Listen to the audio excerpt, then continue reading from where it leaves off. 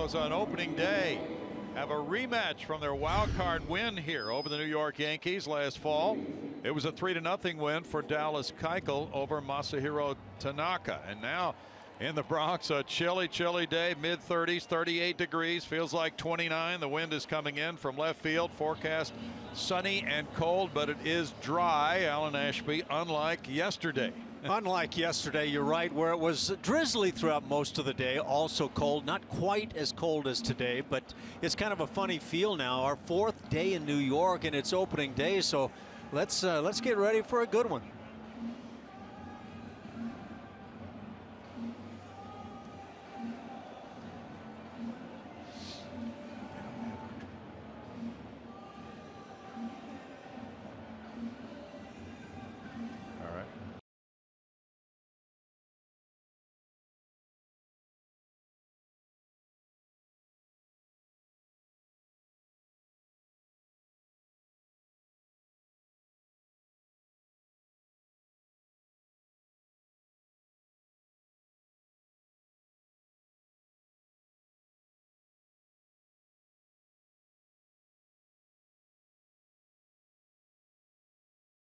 Here, opening day 2016, finding the Astros in a rematch with their wild card opponents, the New York Yankees, here in Yankee Stadium. And in this ballpark a few months ago, Dallas Keuchel and the Astros shut out the Yankees 3-0 to advance in the playoffs. Now, Ash, that Keuchel goes out with a brand new start. This is quite a challenge pitching in these conditions today. For Dallas Keuchel, reigning Cy Young Award winner in the American League, deservedly so last year. And as you talk about that rematch, he goes up against Masahiro Tanaka, the ace of the staff for the New York Yankees. Of course, Keuchel able to beat him with 6 shutout innings in that game last year. In fact, Dallas Keuchel is on a run right now, 28 consecutive shutout innings against the Yankees. That dates back to 2014, so he's got a roll going against New York, and you hope it's in their heads. Southwest Airlines showing you the starting lineup for the Houston Astros, and let's take a look at it. Jose Altuve at second, George Springer in right field. Carlos Correa gets his first opening day. He's the shortstop with Colby Rasmus in left field. Carlos Gomez in center. Luis Valbuena at third base. Preston Tucker, it's his first opener. He's the DH with Marwin Gonzalez at first base. Jason Castro is the catcher. On the mound for the Yankees, Masahiro Tanaka, now in his 3rd season wearing the pinstripes, a guy who topped out when he first came over to the Yankees about 94, 95 with his fastball, had the great splitter and slider to go with it. That fastball has diminished a bit, down around 90 miles an hour. He had a bone spur removed from his elbow last offseason. That was following that playoff game against the Astros, and the Yankees are hoping he's much more healthy now. Tanaka in his career as a Yankee is 25-12 with a 3.16 ERA. Hideki Matsui just threw out the first pitch. His predecessor is a Japanese-born player, a 5 player here in the Bronx for the Yankees, an outfielder. And now Tanaka, who had a rough spring, but in his last outing, the Yankees pitching coach Larry Rothschild told him he needed to notch it up a little bit, and he did prove that he was capable of taking this opening day start. Up until then, he had not been named the opening day starter. So now it's Tanaka off those elbow issues you talked about, out here on a cold day to try to get his club started in the win column today, Ash. Before Rothschild went out there apparently to talk to Tanaka, Joe Girardi, the skipper of the Yankees, felt like maybe Tanaka was holding back on the course of the spring. They wanted to see him come out with more stuff and show that he was deserving of that opening day nod, and they do feel like he threw much better, and I imagine the Yankees are kind of collectively holding their breaths right now to see how things work out for their right-handed ace. A year ago, the Yankees were 87-75, winning that wild card playoff spot after finishing in 2nd place in the AL East. 6 games behind the leaders. They have had a .500 winning percentage or better for 23 straight seasons. Pretty phenomenal stuff. That's what the Yankees have been about. But the Yankees right now, I think there are question marks as to how good this club is. They still have some of the big shining names on this roster, and we'll get a glimpse today. I don't know what one game tells you over the course of a season, but they're still a dangerous club.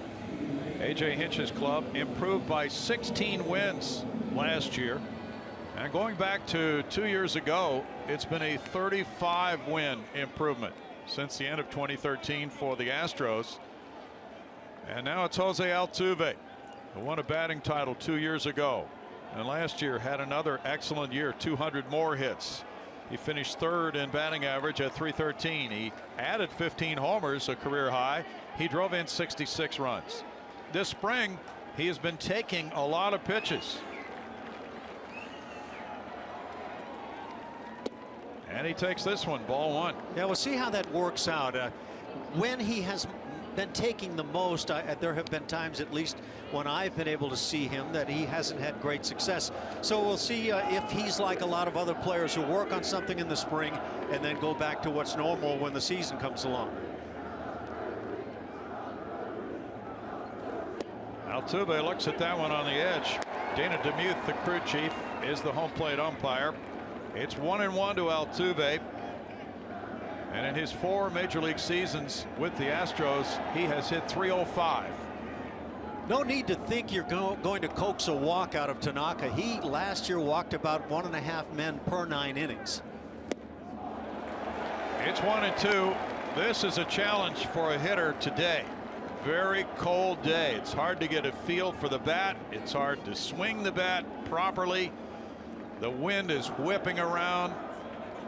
It is quite a challenge. That's dead on. Once a pitcher gets loose, he can stay there, but the hitters have a tough time getting there.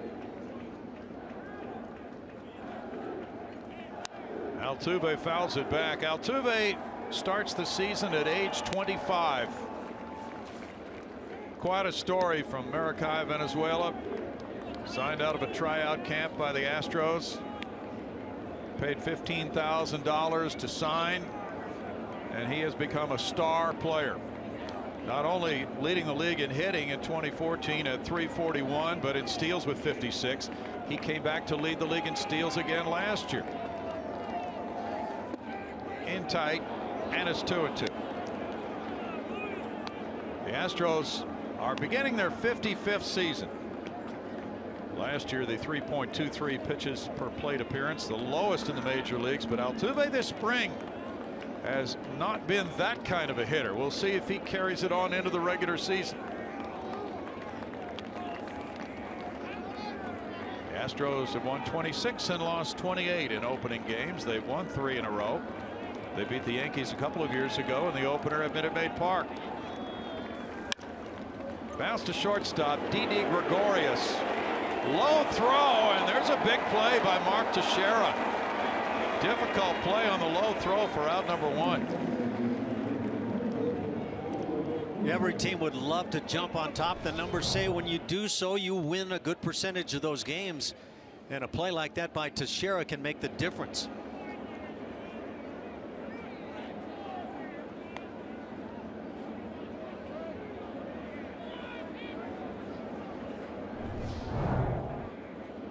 George Springer is next, native of Connecticut. He looked very good in spring training. Springer hits it in the air, and behind second base it goes out toward Jacoby Ellsbury in center field. 2 outs. Well, you were talking about Altuve and the fact that he had been taking a lot more pitches. George Springer, there had been a lot of talk about him doing the same thing, but we see him open it up with a big swing. He recently, toward the end of the spring, had a game where he saw the first thing that he could handle, launched it out of the ballpark, hit a couple in that game. And so that's the George Springer that maybe is trying to make his start on the season. Carlos Correa, the American League Rookie of the Year, has his first opening day plate appearance. 279, 22 homers, 68 runs batted in for Correa. And that is strike 1. The Astros won 18 this spring. They lost 11 with 2 ties. The Yankees were 14 and 16 with a couple of ties. 86 wins came the Astros way last year, their best win total since the 08 season. They've won 3 straight on opening day. They've never had a 4-game opening day winning streak. Correa looks at it, and it's a 1-ball, 1-strike count. They've played well here in new Yankee Stadium, winning 7 and losing 5. The players hitting third in the playoffs, age 21 or younger, include Joe DiMaggio, Mickey Mantle, and Carlos Correa.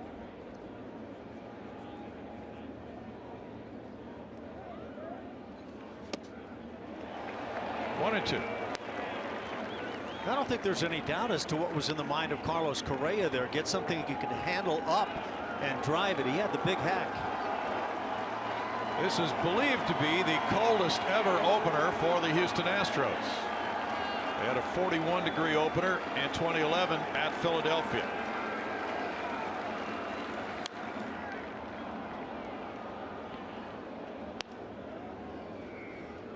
The Astros 5-9 in season openers when they're on the road. They are at home the great majority of the time.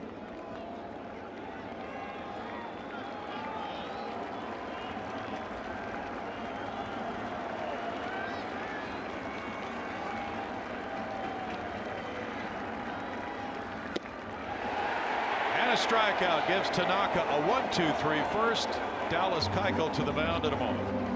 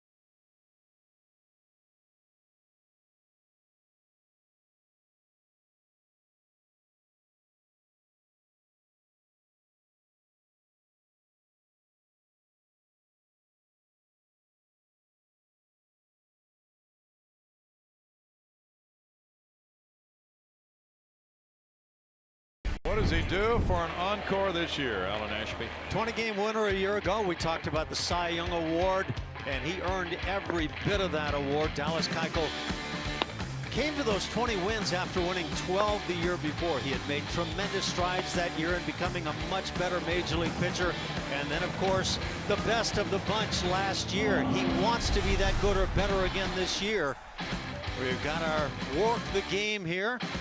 Dallas Keuchel with Dana DeMuth, who is the home plate umpire today, on the career on the right side. You can see some of the areas that he's been able to work. Called strikes, pretty obvious. The balls on the left side, some certainly in the strike zone. When a guy, in my opinion, doesn't work a whole lot with an umpire, some of those numbers that don't reflect very well in terms of what might be strikes can be put upon a pitcher having an off day. But with Dallas Keuchel working probably a handful of times with Dana DeMuth, it probably says that it's been a little bit tighter than he's seen at times. That was the Toyota Work the Game feature. Dallas Keuchel 20-8, led the American League in wins, innings, opponents on base percentage, and WAR. An extreme ground ball pitcher. Jacoby Ellsbury leads it off. Ellsbury goes for the first pitch and he taps it foul for strike one. 28 consecutive scoreless innings for Dallas Keuchel against the New York Yankees, including the 6 innings in the playoff win here last October. He is 3-1 with a 0.90 career ERA, including that playoff game against the Yanks. 0-2. I'm sure part of the philosophy for the Yankees hitters is that Dallas Keuchel's not going to walk you very often. 2 walks per 9 innings last year. He's gotten better and better over the past few seasons.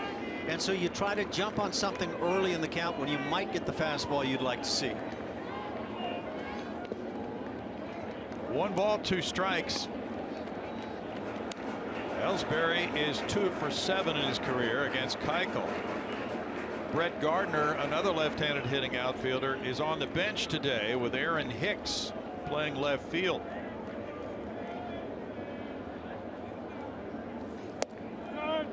Just inside. 2 balls, 2 strikes. That's something that Dallas Keuchel here toward the end of the spring has really focused on, working in on hitters. He wants to be able to establish something maybe a bit different than he put up last year. He gets a swing and a miss and punches out Ellsbury. Yankee starting lineup beginning with Ellsbury in center field. Follows with Hicks in left. Rodriguez is the DH. Mark Teixeira at first base. Carlos Beltran in right field. Brian McCann the catcher. Chase Headley at third base. Starlin Castro the second baseman. Didi Gregorius at shortstop. And 687 career homers for Alex Rodriguez. How about that? Dallas Keuchel starting his year with a strikeout, something that really showed up in the stats columns for him last year. A lot of strikeouts. 216 of them. He bounces this one to Hicks. Hicks is 2 for 5 with a homer in his career against Keuchel. He came in a trade from the Minnesota Twins for catcher John Ryan Murphy. And the primary reason for obtaining him in that deal was to get a more effective hitter against left-handed pitching. Hicks had a good spring. That one spins him around, and it's 2-0 to Hicks. So with Aaron, 26 years old, joining this crew in the Bronx, the Yankees are certainly hoping that they have somebody who can really be a big part of things, whether it's in center field or other outfield spots. 3-0 from Keuchel, blowing on his hand. That's a big part of what a pitcher goes through on a day like this, trying to get a feel for the baseball and make sure he can grip the baseball. Crucial for any pitcher. And then you make it that touch pitcher like Dallas, and it becomes all the more important. Hicks draws a 1-out walk. And now our MD Anderson strike zone. Watch what Dallas Keuchel tries to do with Hicks, although it was that early batter in the game where Dallas just seemed to lose the feel. Nothing really close to where he wanted. Alex Rodriguez steps up. He is on a 10-game hitting streak for opening day games.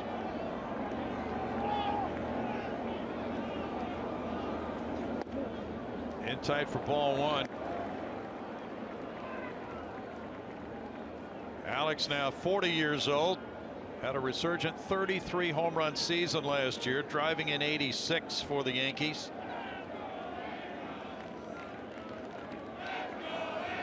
Fourth on the all-time home run list. The shift is on. Altuve runs to second, throws, and there's the tag at first by Marwin Gonzalez on the wide throw for a 4-3 double play, as Altuve had a ways to go out of the shift to get there. And the Astros, with Keuchel, the double play specialist, get it done from 4-3 and keep the game scoreless through 1.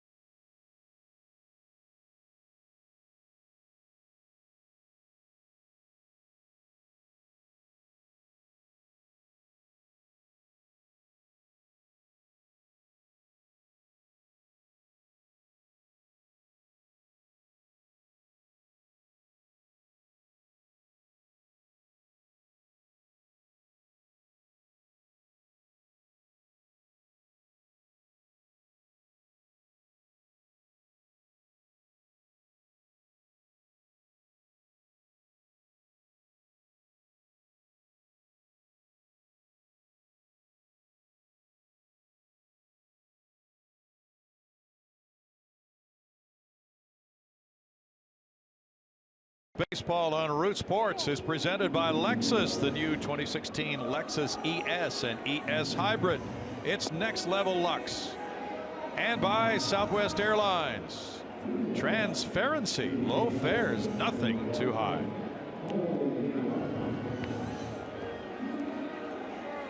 No score after one. Glad you're with us today on Root Sports.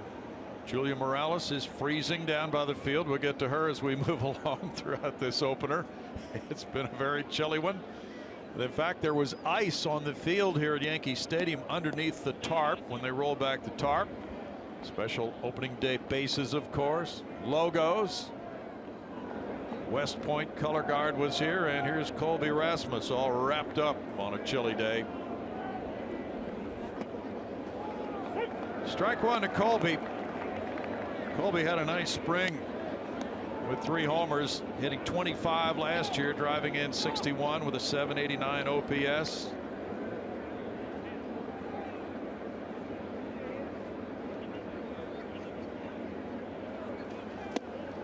That's in for strike 2. Carlos Gomez on deck. As a left-hand hitter, this ballpark will make you want to find something to hit in the air to right field. First 2 pitches down and away. Tough pitches on Colby.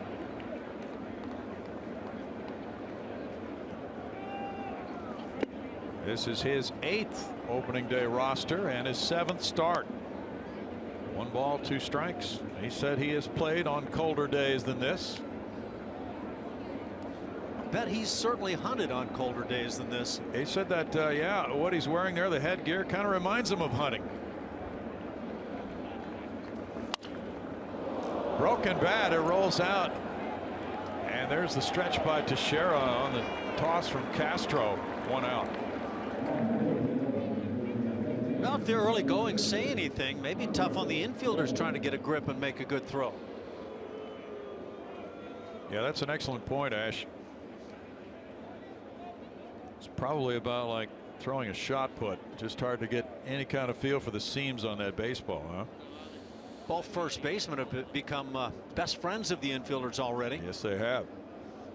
Carlos Gomez, with 12 homers last year, 56 runs batted in, had an off season, but he hit a big home run here in the playoffs.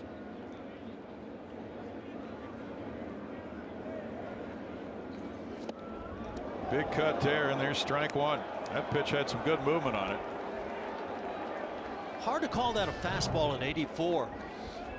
Probably a changeup, a lot of movement that you talk about. Carlos came up with the New York Mets across town. The Astros got him in a trade along with Mike Fiers from Milwaukee last July. 1-1. He was playing hurt in that playoff game here. This is his 9th career opening day roster. 2-time All-Star. He won a Gold Glove in 2013. His 10th major league season.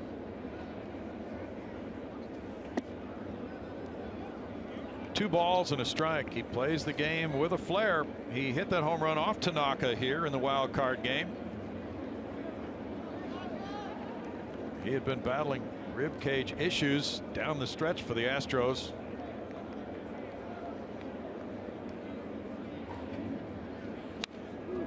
There was a pitch to drive, and he fouled it back. 2-2. Kick yourself when you miss that pitch. And talking about the pitches of Tanaka, effective to this point, but in terms of velocity, nowhere close to what he was back when he made his emergence in the big leagues here with the Yankees, 2014. He was 13-5 that year and an All-Star. He gets a punch out. He's retired 5 in a row.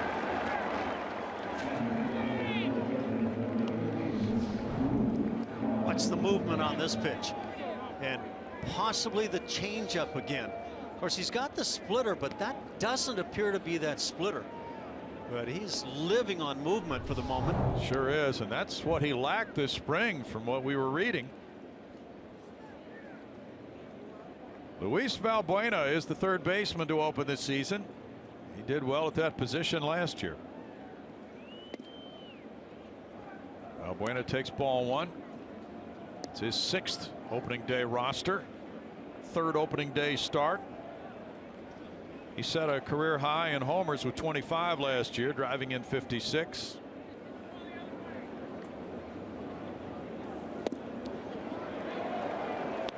It's 1-1. Yankees have lost 4 straight opening day games, but in their long and illustrious history, they've won 63 and lost 49 in their openers, 35 and 16 at home in openers.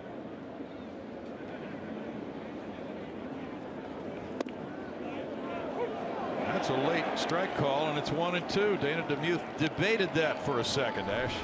Is this a tone setter at the bottom of the strike zone? Dallas Keuchel would like to think so, but you can see a bit out of the strike zone.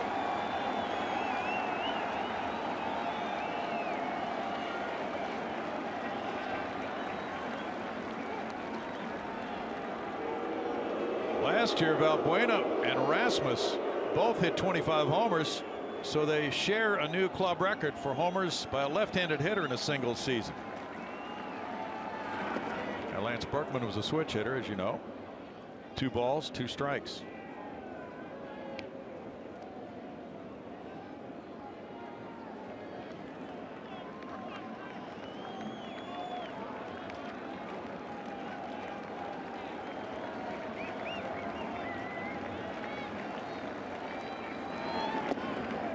And it's 3-2. These Japanese pitchers are so interesting.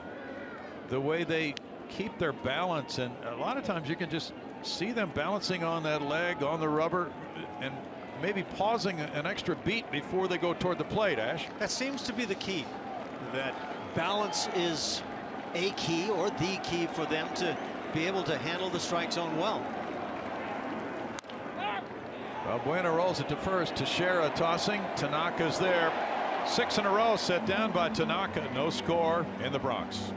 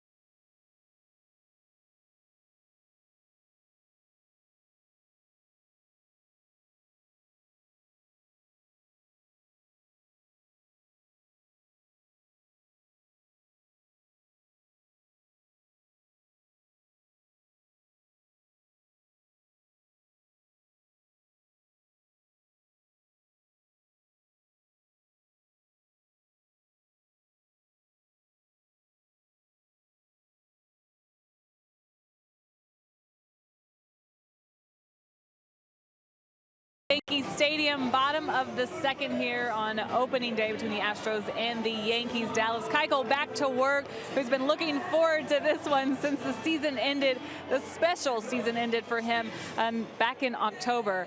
And he told me that the Cy Young Award was obviously one of the best moments of his life, but the season that he put together on the way was pretty good too. And in that, he beat this Yankees team twice in the regular season. It's our pitching performance powered by Kubota, and here's his numbers against the Yankees in those 2, including the postseason. He was 3-0, no earned runs. He's still pitching some scoreless innings against this team as well today. But Joe Girardi and the Yankees, how they prepare for this guy? Well, they benched Brett Gardner in doing so. Gardner not very happy, but struck out in all 3 at-bats against Keuchel last October, so didn't have much of an argument, guys. No, and he said that. Mark Teixeira taking ball 1. He's understanding of why the move was made. to play Aaron Hicks in his place in left field. In for a strike. Mark Teixeira has a 1-1 count.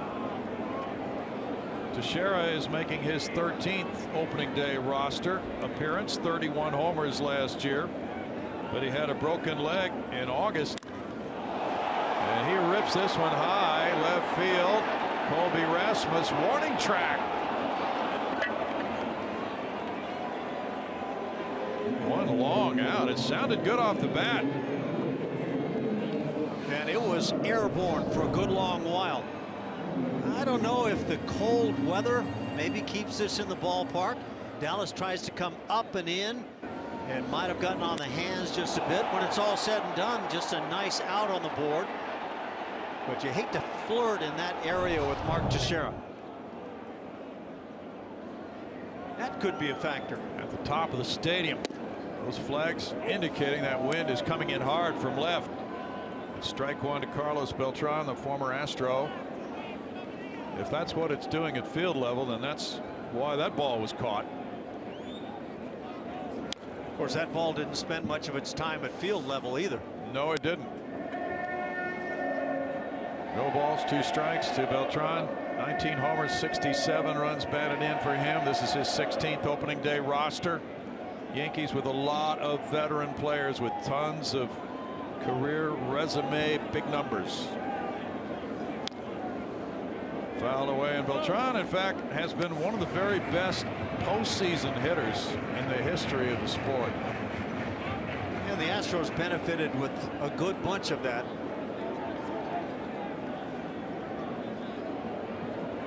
Carlos would turn 39 later this month, an 8-time All-Star. He fouls that one away, and it's 0-2. Boy, that half year he put in with the Astros is something memorable in the 0-4 season. He was one of those, and still is, one of those unique talents. And he was playing at the height of his abilities at that time. He hit 8 postseason homers. 1-2.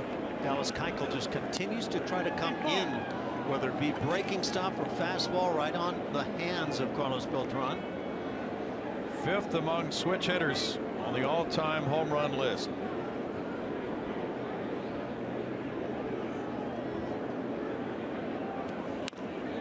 That would get in on his hands. He skies it toward the seats down the left field line. What's it like hitting a baseball on a day like this? It's hard to get the hands warm, Brownie, and that's why I feel like advantage goes to pitcher once he gets loose. But you'll find those few guys that don't mind going up. If you get the barrel on it, that's fine. Anywhere else is troublesome.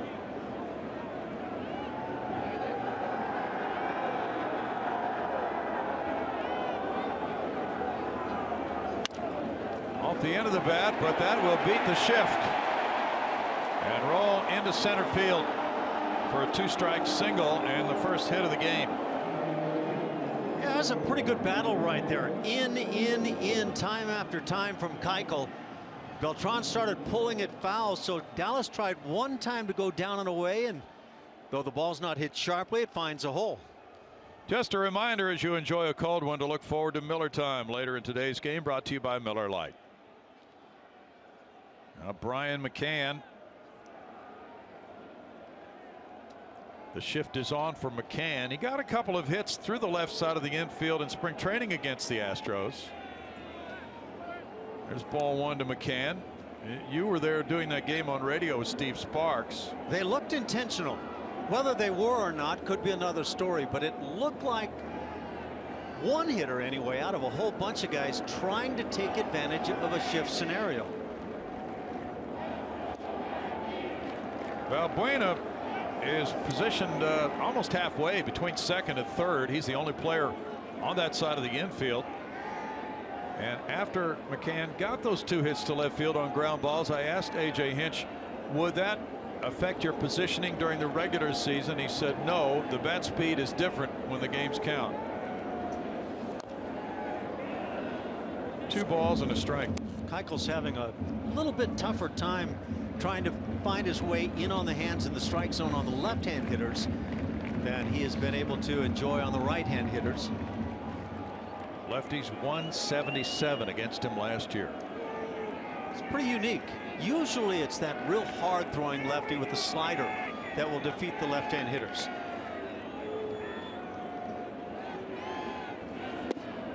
McCann looks at ball 3. Bryant, 32 years old. Atlanta drafted him in the second round in 2002. The Yankees signed him as a free agent to a 5-year deal after the 2013 season.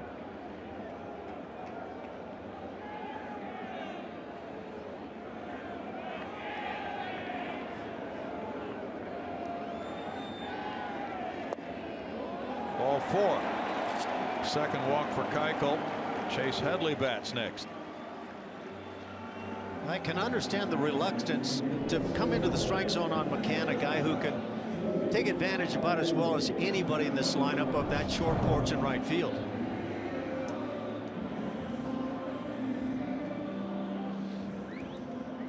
Hadley, the switch hitting third baseman, 31 years old, was traded to the Yankees. 2014, he had 11 homers, drove in 62 runs last year, .259 batting average.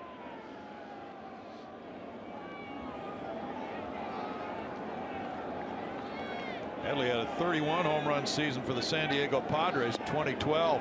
He looks at ball 1.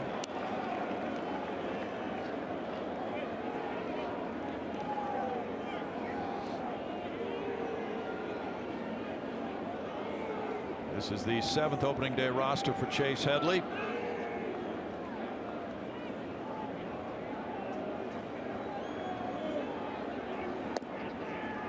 In for a strike.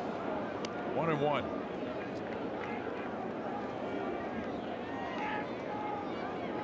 A.J. Hinch's club has gotten a lot of publicity this winter. Some pick the Astros to be a World Series entry.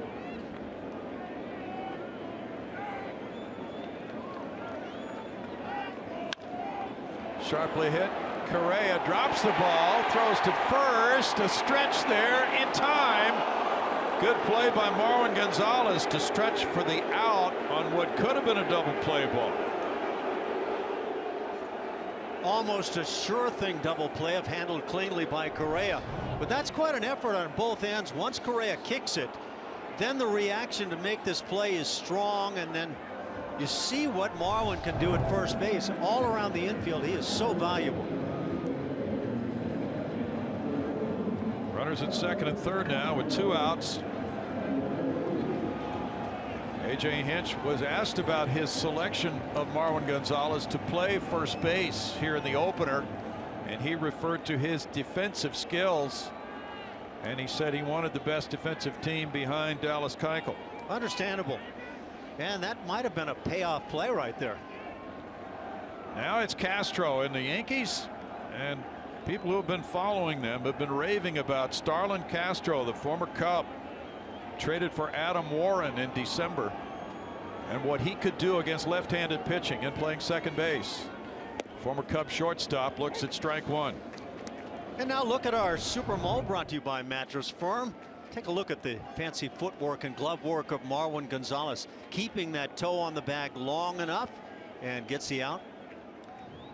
Pretty fancy on Marwin's part and on the Super Mole's part. It's a good look at it.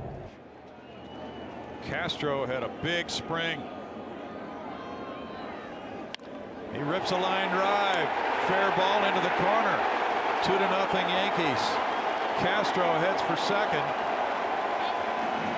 2-run double for Castro. He led their club with 18 hits this spring, had 2 homers, 11 runs batted in, and 4 doubles, and now he gives them their first lead of 2016. You know, there are times when you can look at a box score and really can't see the reason for one team winning or another. But in this case, the Yanks jump on top because of the Astros' inability to get a double play on a ball that was set up for that. Didi Gregorius bats next. In this double play combo the Yankees now have, Castro and Gregorius. The Yankees see 2 young players who could be side by side for years for them. 265, 9 homers, 56 runs batted in for Gregorius, who took over for the retired Derek Jeter last year. He's 26 years old. He was born in Amsterdam. Cincinnati signed him as a free agent in 08. Then he went to Arizona in a trade. The Yankees got him in another deal, and that's strike one.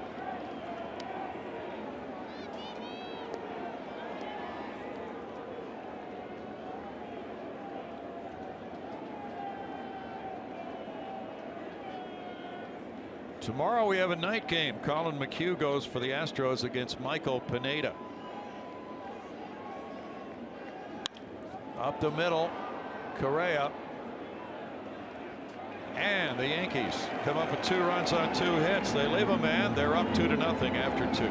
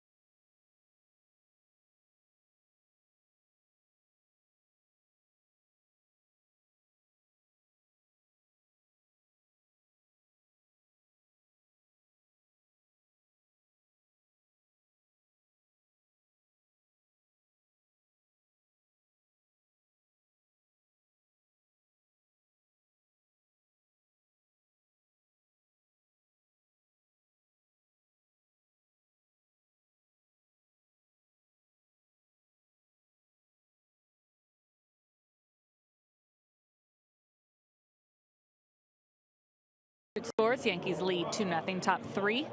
Every Wednesday night home game is Dollar Hot Dog Night, presented by Nolan Ryan Beef. Enjoy all the dollar dogs you want while cheering on the Astros. Get more info by visiting astros.com/dollardogs or call 1-877-9-ASTROS.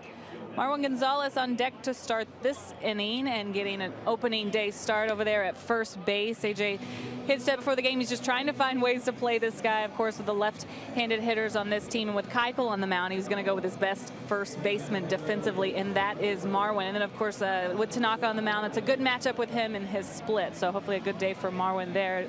Marwin also getting rewarded, guys, for all that he did for this Cub last year. Every question that AJ seemed to have, Marwin was the answer, Brownie. Yeah, he is a guy who could provide those answers in a lot of different ways. Thanks, Julia. Stay warm. Preston Tucker, a Florida boy, doesn't play in many cold weather games. 13 homers, 33 runs batted in, a .243 average last season. And now his first opening day. Starts with ball 1. DHing today. He said he would watch the at-bats of the Astros left-handed hitters against Tanaka, especially Rasmussen Valbuena.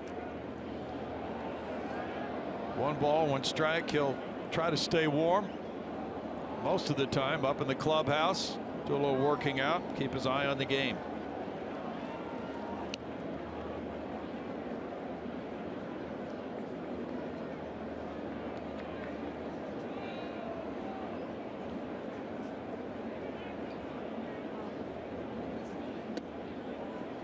Two balls and a strike. Preston, very impressive with those 13 homers and 300 at bats last season, showing his power, including to the opposite field.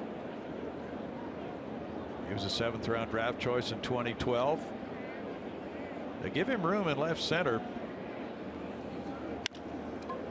That's a liner to left, and that is caught on the run by Hicks. Well hit ball.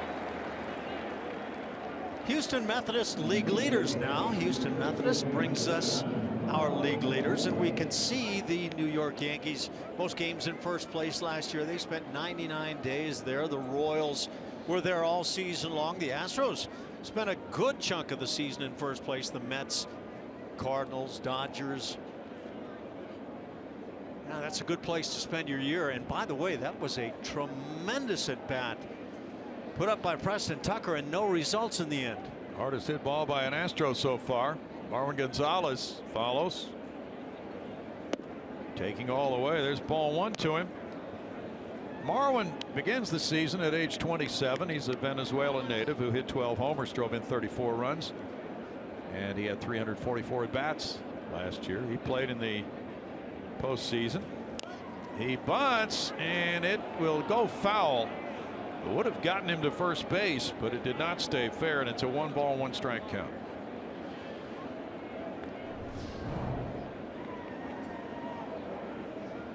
Good idea, trying to break the ice and come up with a knock against Tanaka.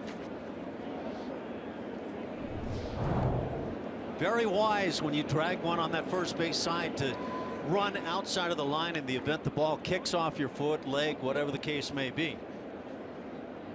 It's Marwin's 5th straight year on an opening day roster. He's one of only 2 players in club history, Billy Spires the other, to have played at least 15 games at third, at first, second, and left field.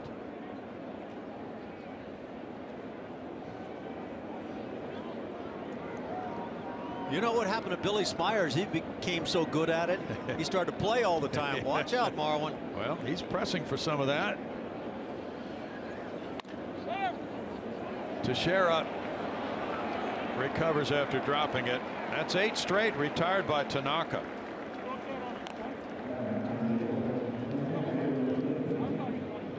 And Jason Castro had a good spring. He's worked all winter long on retooling his batting stroke a little bit.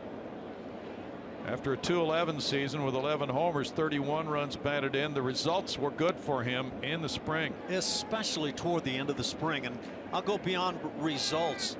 It was what he looked like he was feeling at the plate. It was very good. He hit .342 in the spring. There's strike one. It seems that with what we've seen from him this spring, Ash, he's more geared now to the way he hit in 2013 when he was an all-star, using left center field more. It comes across that way. You wonder if it's a thought process or just being kind of centered up on his game. 1-1.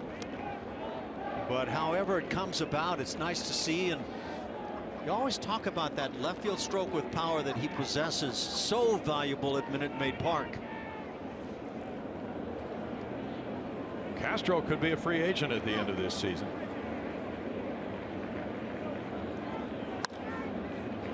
That's in the air, and here comes the center fielder Ellsbury for it. Hickson left, calls him off.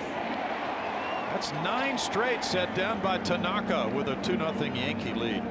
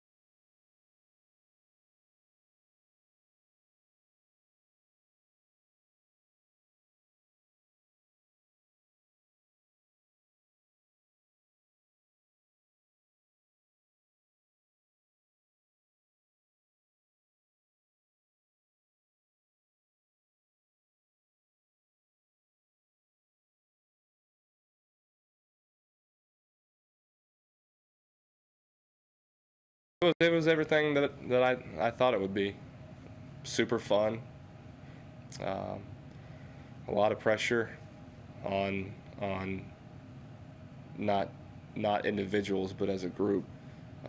We put a lot of pressure on ourselves because we strive to be great. And I think here before this, hopefully this group stays together forever, but it might not. And while we're a group together, we have a chance to do something special, and I think a lot of those guys know it. So we're going to build on what last year was. But it was special. It really was. That was our Geico quote of the day from Dallas Keuchel. And yes, that pressure can be really a good thing when it comes in the form of on a team and you succeed. And it's just a wonderful feeling to come together as the guys. Jacoby Ellsbury has a 1-1 count. 2-0 Yankees on the 2-run double by Castro.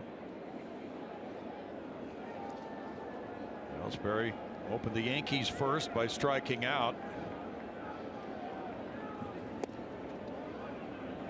2 balls and a strike. Aroldis Chapman, who is to be the Yankees closer, is serving a 30-game suspension to open the season. He's in Florida.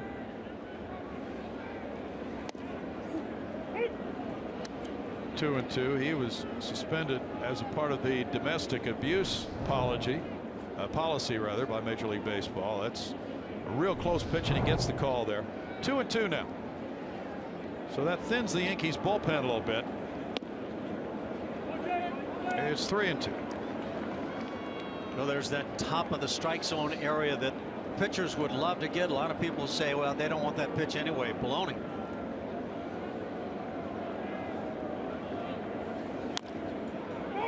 Crowded him there and got the foul ball. I used to get that as a response from umpires when they say that pitch is in the strike zone. They don't want that pitch anyway. And you want anything you can get, and especially when you find that top end of the strike zone, if it can open up the hitters a little bit, it means a lot to the pitchers. Keuchel had an ERA of 0.00 this spring.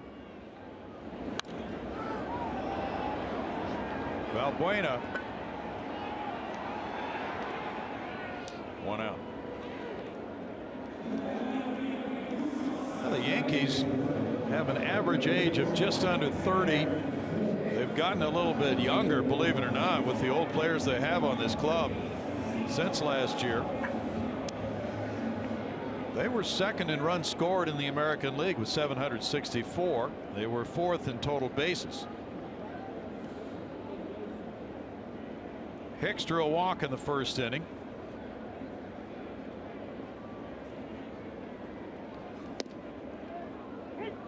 There's strike one. Brian Cashman, who's been here for a long time as the Yankees GM, is now very reluctant to trade young players. And it seems the Yankees are on a path now, once they get to the end of some of these contracts that their older players are nearing the end of, that they will be a much younger team if they stay with the prospects they're developing. Sounds like it would make sense, and for most organizations it does. You want to have that strong pipeline like the Astros are currently employing. But for the folks here in New York, if you do have that lull, some number of years where you don't win, could be pretty devastating with the crowds. They're accustomed to filling it up.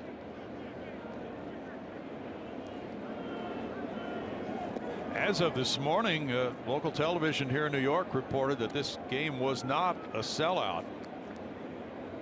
That would appear to be the case right now. Yeah.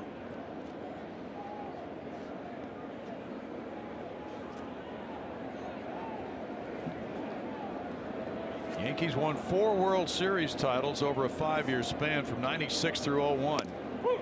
Strike 3 call.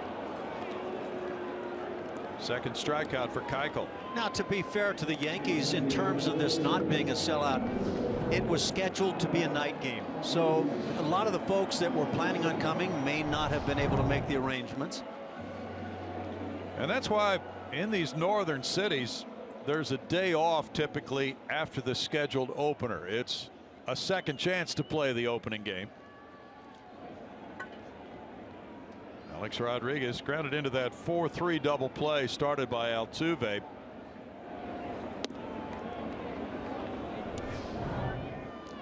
Take a look at that super Mo on the Dallas Keuchel strikeout. Caught him looking, trying to work inside portions of the plate. He's been effective on the right-hand hitters to this point and gets the strikeout. Yeah, I said it's scheduled to be a night game. This was the off day. And right. Tomorrow and the following game, night game. Right. And then back to day baseball here Thursday. And the forecast is not good for Thursday. A late afternoon start, 3 o'clock in Houston. And the Astros move on into Milwaukee for 3 games over the weekend on their first 6-game road trip. Yeah, with the Astros losing today's off day, it'll be 13 consecutive games to start the year. Kansas City has a weird schedule to start the year. Playing a Sunday night game, and Monday a day off. And then I think they have a night game tonight with the Mets, and then 2 more days off before going to Houston. Isn't that a strange first week? You know, it's funny when you see a lot of those off days early in the season, and you're thinking as a player, as a team, these might come in useful later in the season. Start stretching out some of the tough times in August into September.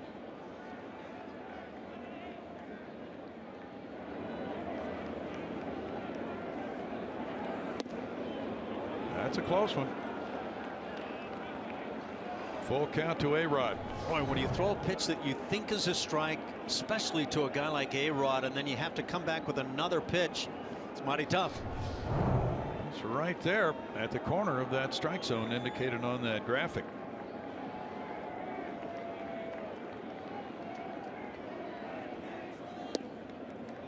That's ball 4.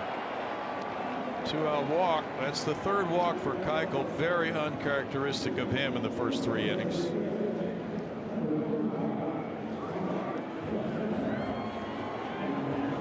.28 strikes, 23 balls of his first 51 pitches. Again, he walked 2 per 9 last year. So obviously not living up to those standards, but sometimes those standards bend a little bit when you're facing tough hitters in your early outings. Teixeira hit a fly ball to left field. That's strike 1 to him. Now the Yankees from 1995 through 2012 won 5 American League pennants, 4 World Series. They won 13 AL East titles, 4 wild card berths. They have this long run of seasons above 500. You might have seen earlier, 23 straight seasons they've finished above 500. Only the Detroit Red Wings have more, 24. In the dirt for Castro.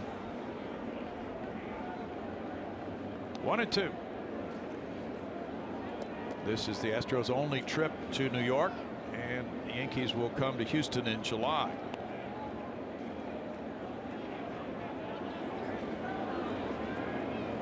We'll try to make the weather a little more friendly for the Yankees when they come in. It'll be fine. It's great there now, we understand.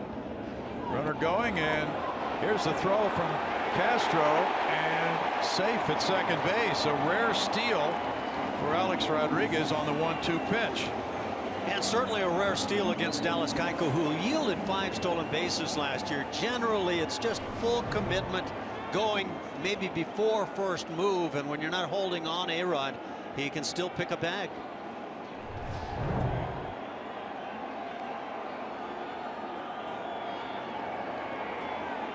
Well, he used to be a base stealer. Last year he was 4 for 4.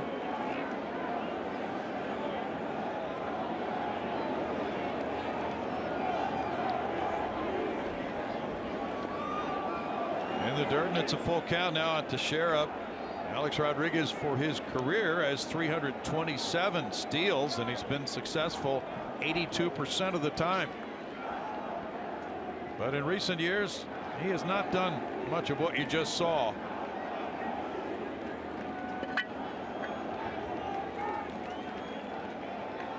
Not many DHs do. No.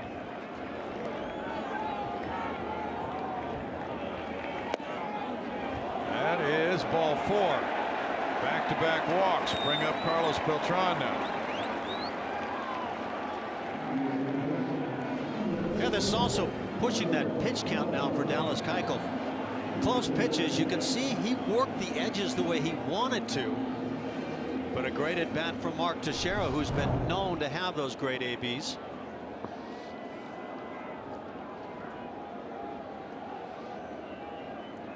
Beltran got the hit up the middle. Infield still overshifted on him, as you can see where Altuve is playing there behind A-Rod. Marwin a long way from the bag at first, and there is strike 1 on the foul tip.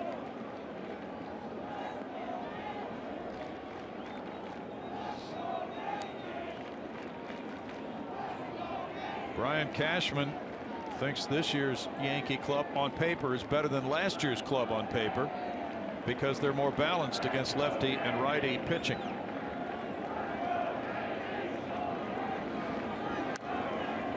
Flared foul. 0-2. And if they have a healthy Masahiro Tanaka, that could help maybe go a long way in that regard. They really could. CC Sabathia was able to nail down one of the spots in their starting rotation. So they have Ivan Nova in the bullpen to open the season. May I say this about the Yankees? You do not want to go into the last 3 innings of a ball game trailing the Yankees this year. Well, they have one of the best bullpens around, even without Aroldis Chapman for 30 days, 30 games. In the air, and Altuve handles out number 3. No runs, no hits, a couple of walks, 2 men left, 2-0 Yankees after 3.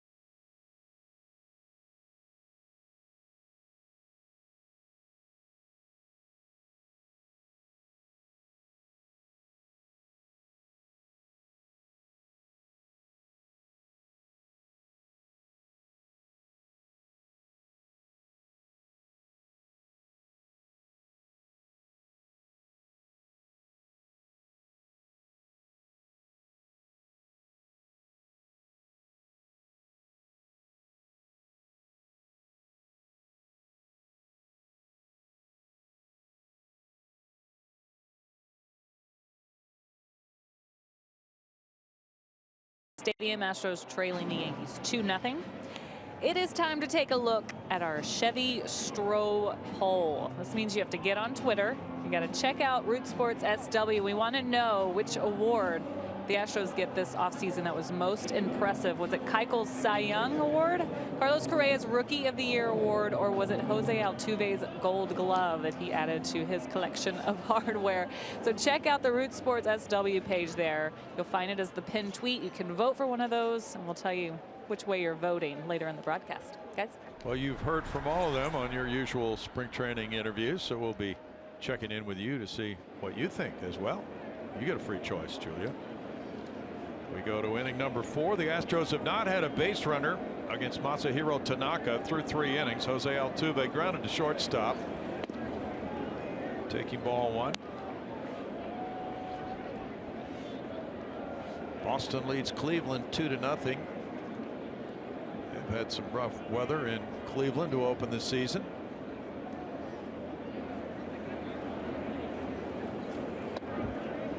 Altuve ducks away from it, and it's 2-0.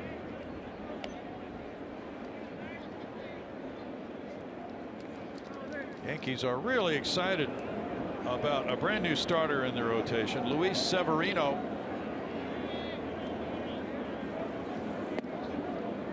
Now it's 3 balls, no strikes to Altuve. They'll have Pineda and Nate Eovaldi of Alvin, Texas, will be their 3rd starter. Severino would be number 4. And some of the scouts think that he has the stuff of a potential ace in the future. Yeah, I guess the question is how far in the future is the future. But I talked to some folks today who believe he could be the ace before the year's out. This is the 2nd straight opening day start for Tanaka. He signed a $175 million free agent deal.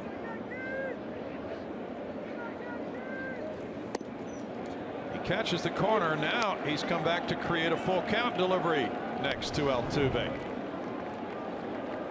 Velocity is not going to impress the radar gun, but that kind of location, especially starting it away and then running it back, very good work by Tanaka. Altuve puts one on a line over the left fielder's head, and that bangs off the wall. Hicks will go out to pick it up, and the Astros have their first base runner. Altuve smacks a double.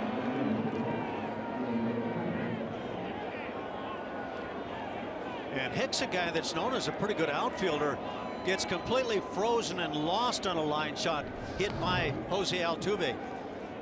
Don't go out there thinking this little guy can't drive the baseball. He will.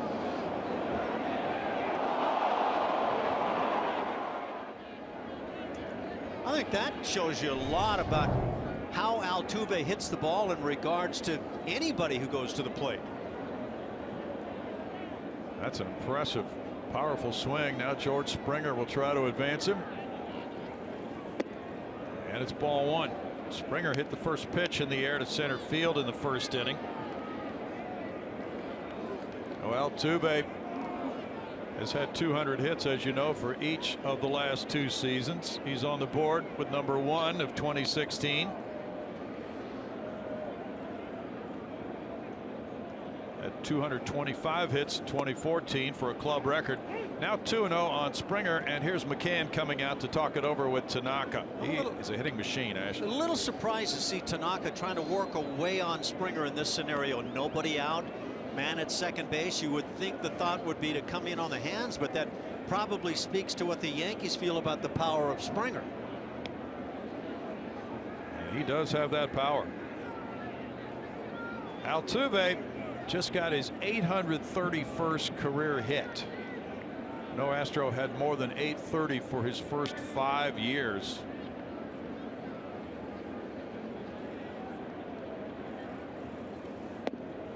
Springer takes again, and now George has a 3-0 count.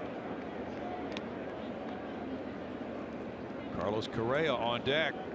So the games played becomes important for George Springer.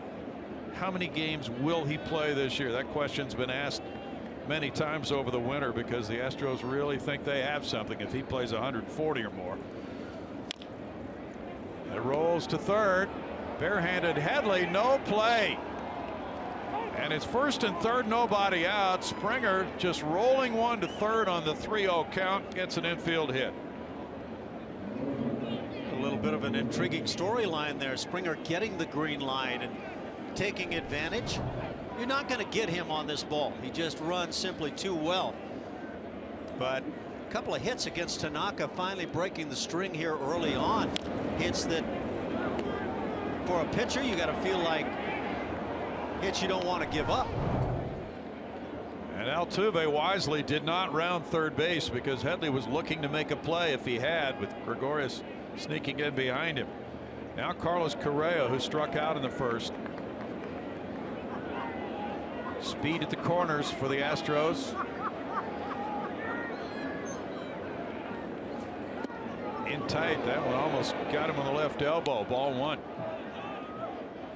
Great to hear from so many people early in the game on Twitter. Ash, baseball is back. It's been a long wait. Correa had a marvelous spring. 378, 4 homers, 9 runs batted in, an OPS of 1238 for Carlos. Yeah, it's great to have the folks out there. We have missed them certainly, and look forward to this campaign. That's a shot on the ground. Headley diving. He gets it to second. Here's no play at first. And the Astros are on the board, trailing 2-1. Correa laced one. He got his first RBI. Altuve scoring, and Springer is forced from 5-4. That is a heck of a play. I think between the two clubs, the Astros better known for the defensive side of the game, but this play saves Tanaka that possibility of a big inning.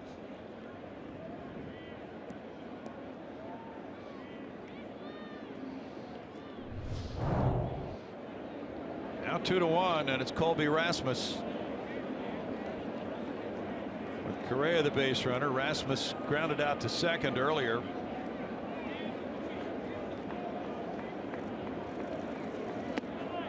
Ball one. We've seen, of course, so much shifting the last few years in Major League Baseball. That's been the case with Colby. We did see several times this spring, not only an Astro, but guys on other teams who bat left-handed who face this kind of a shift, dropping down bunts down the third base line. Will we see more? I guess time will tell. And I continue to wonder, when will we see hitters work on trying to hit that ground ball the other way? In for a strike. 1-1.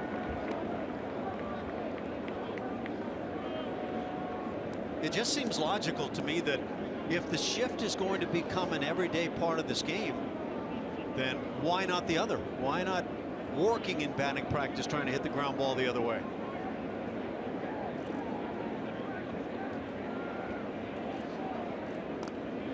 And I think some hitters and even hitting coaches feel that to put in too much work on that opposite field swing when a guy's truly a pull hitter would be maybe to disrupt his hitting style, so better off to try to just bunt for a hit rather than change his swing.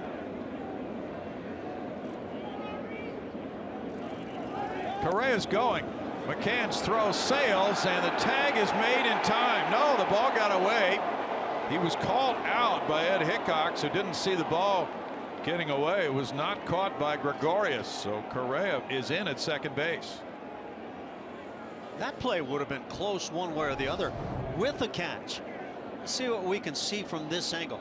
McCann gets rid of the baseball very well, and you could see why an umpire might be inclined to say out, though that play was close at best. Yeah, right there. Tag would be applied. It would be an out, but a good hard slide by Carlos Correa.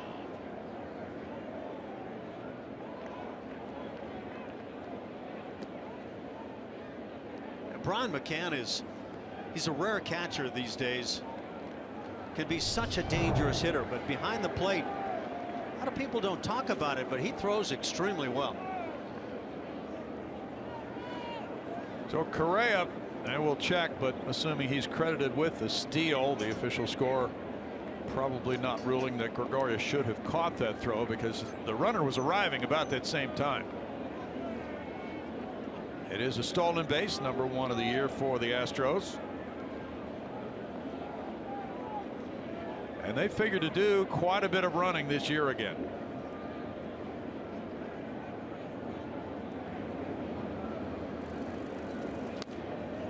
Check swing roller. Barehanded. Castro in time. Correa to third, 2 outs. Good play by Castro. Castro proving big here early for the Yankees this afternoon. That kind of a play is a high degree of difficulty on this cold day, Ash. It's also a tough play, and I don't think a lot of people consider this for a first baseman. It's such a short throw, a little something on the throw, and in this case down. Teixeira makes a nice play. Palm ball. Yeah. It's one of the reasons you'll see this ball thrown away quite often. Oh, was that close? Yes, sir. Carlos Gomez struck out earlier. Rounds this one foul for strike 1. Yeah, on a day like this with that wind really causing things to dry out quite a bit. A slow roller type play, a player who's been standing out there for a while in the inning, having to rush in full speed, barehanded ball and make a throw. That's not as easy on this day as it might be in July.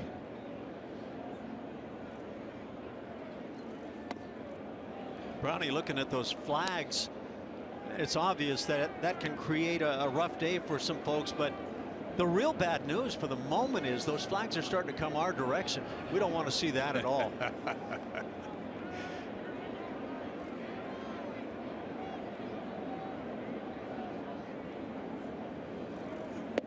Well, the Astros had a chance to hit in the indoor cages when they came out for their workout on Sunday, but yeah, it's just not been good weather. It was a very chilly and windy day Sunday. They arrived here actually Saturday early in the evening, so they'll spend several days in New York.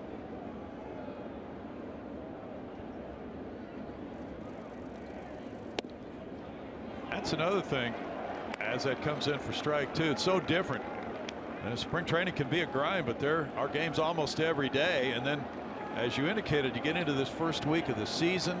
There are almost always days off. There are weather problems creating even more days off, and things slow down quite a bit as far as playing the games. Conditions really change too.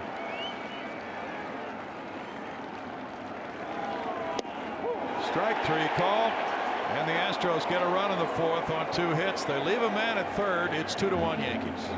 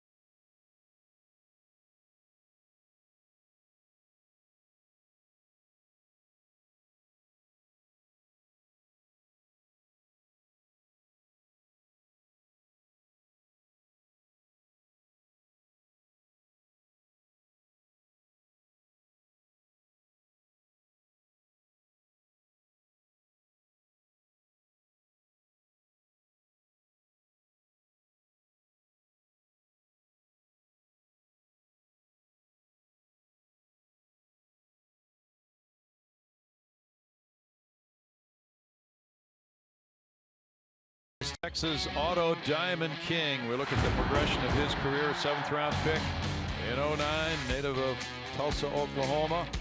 In 2012, he had a 5.27 ERA. And then the next year, he started to pile up more innings, 153, 5.15 ERA. 2014, 2.93 earned run average, 200 innings. And then a Cy Young Award, 232 innings, leading the American League in different categories, winning the Cy Young Award, the Warren Spahn Award, and the opening day starter last year as well, starting the All-Star game and shutting out the Yankees here in the wild card game. Now he trails 2-1, facing Brian McCann, who walked earlier and scored, and there's strike one. So it's been quick improvement for Dallas Keuchel. He's got a nice repeatable delivery, and that was something that struck me early on. He's got an arm that is not a blow-away type arm. He's not going to bring the big heater, and yet it's enough, especially when spotted well the way he can. Changes speed so well, and a heck of a competitor. Has a quick tempo. Breaking pitch comes in for a 1-2 count. Add on to all of that, he fields his position better than anybody in the league. 2 Gold Gloves already. 2 balls, 2 strikes.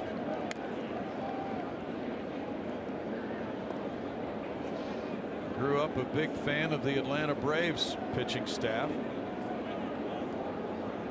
and especially John Smoltz.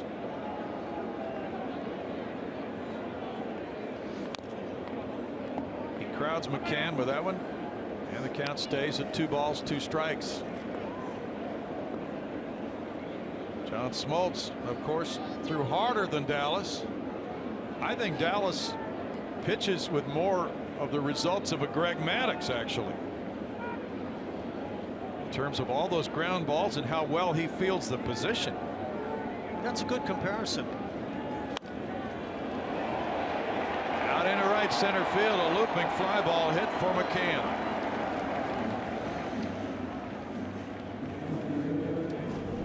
And then there's Tom Glavine.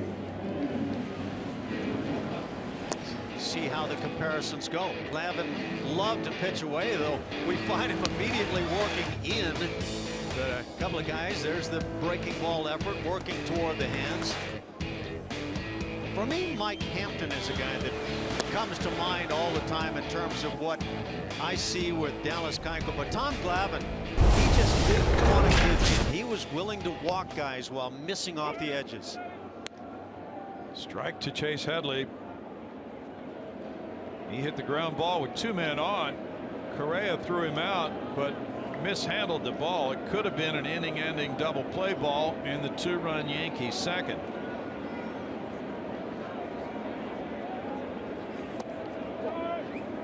Castro scrambles for it. It's 1-1.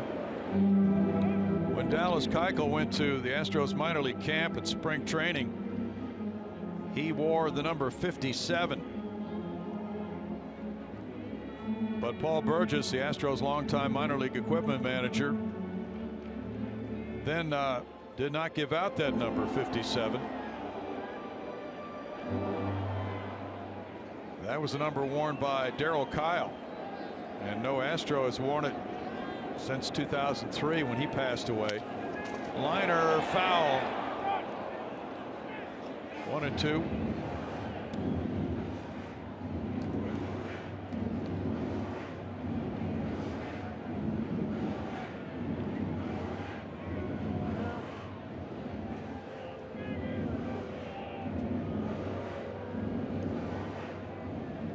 I guess if you don't have the jacket on, it helps to be moving. Whew. I don't know what's in that drink, but it better be fire water of some sort. It's about a 20-second energy drink, probably.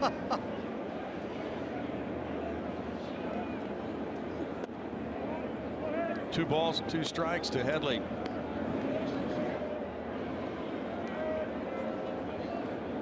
Keuchel was pitcher of the month 3 different times last year. At home, he was 15-0 with a 1.46 ERA. And that becomes difficult for me to be able to figure out. So you go 15-0, that kind of an ERA, 146. Then you go 5-8 on the road with a 377, which is not bad, but not even close to the other numbers. Can he balance the slate a bit? But of course, when you say that, you don't want to see him slip at home. That pitch broke right under the bat of Headley. Now Castro had the 2-run line drive double to left field. That strikeout ability continues to be a big part of what Dallas does now. A little bit of the Mattress Firm Super Mo. See the little cut action just off to the side. And even with the small action on that cutter, swing and a miss by a wide margin. Castro, Valbuena onto Altuve. Good relay to Marwin Gonzalez. 5-4-3 double play after 4 2-1 Yankees.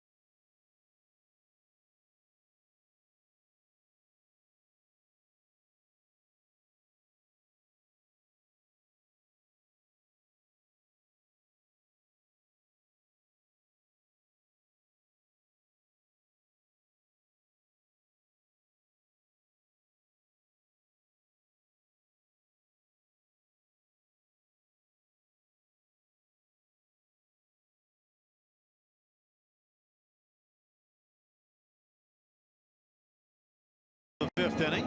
The Astros home opening series is April 11th through the 14th. That's against the reigning World Series champion Kansas City Royals. Get your tickets to see the Astros kick off 2016 by visiting Astros.com or call 1-877-9-ASTROS. Monday night is that big home opener. What do we look forward to that? 2-1, the Yankees lead it. Fifth inning opens with Luis Valbuena batting. He grounded out to the first baseman Teixeira.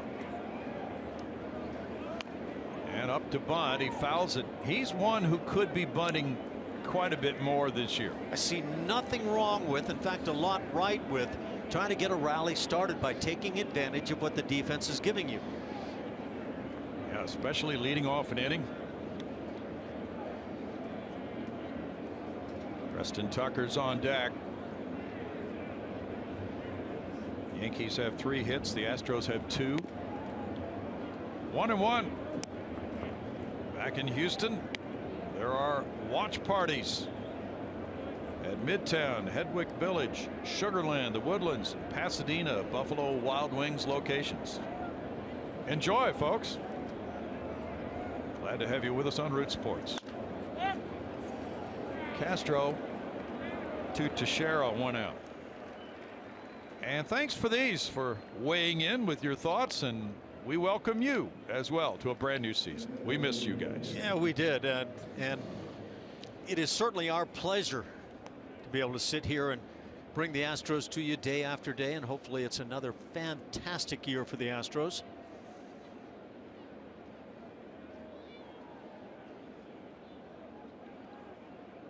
Yeah, let's do this. Preston Tucker lined out to left field in the 3rd inning. A very good at bat for Preston. Center fielder Ellsbury shades him toward right center. He smacks one on a line into right. Tucker hustles around first. He's going to push the envelope, and he will make it easily with a double. Oh, he's had 2 great at bats in this game. Just about to say best 2 at bats of the afternoon, owned by Preston Tucker. Well, he just drilled one his first at bat to left field and now turns one around the other way. And then throws a little aggressive base running on top of it. Really nice to see from Preston Tucker. Good view from behind the right fielder, Beltran. He got that double out of the box. That first step, he was flying toward first base. Now Marwin Gonzalez, that's hit number 3 for Houston. 2 of them doubles. Marwin grounded out in the 3rd inning.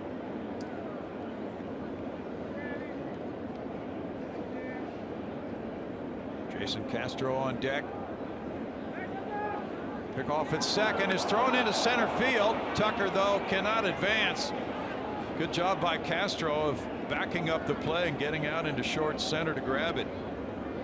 Boy, how tempting that must have been for Preston Tucker once he saw the baseball, and it took a while to hop up and try to head to third base, but it's a mistake you just can't afford yourself should you be thrown out on that play. He doesn't see the ball until about now. That was very good hustle by Castro. A ball like that can easily be one on which the runner can advance. The center fielder has a long way to come.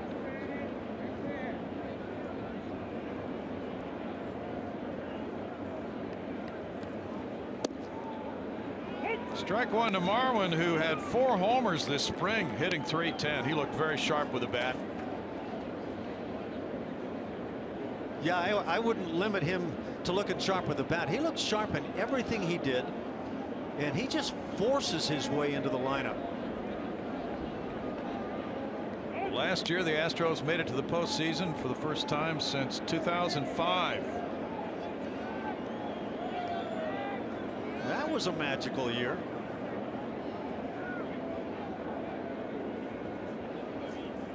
After beating the Yankees, as you know, they moved on to play Kansas City and were 6 outs away from moving on to play the Toronto Blue Jays when the Royals overtook them and went on to win that series in 5 and the eventual World Championship. 1-1. Royals are supposed to be getting their World Series rings tonight, we understand.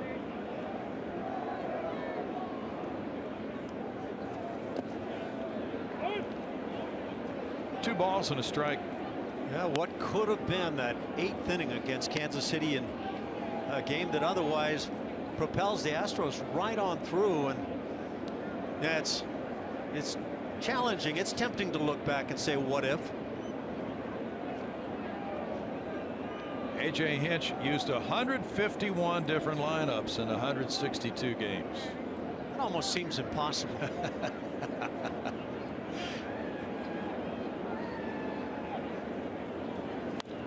That's pull foul. 2-2.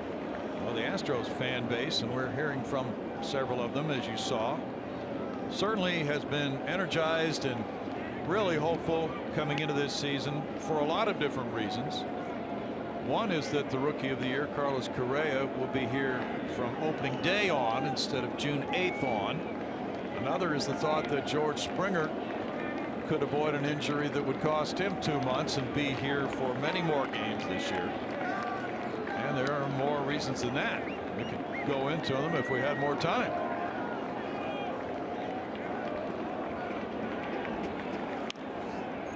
Flared foul, but you know, every team and fans look at things in those ways that, well, if so-and-so didn't get hurt, we might have done this, or if this exciting rookie comes up, we might do that. And that's what opening day is all about, trying to think ahead to what might be happening during this 6-month marathon process. I think you can look at a game like today and say, from either fan's perspective, Astros or Yankees, that there's a lot of hope for these clubs. A lot of hope put in that guy right there.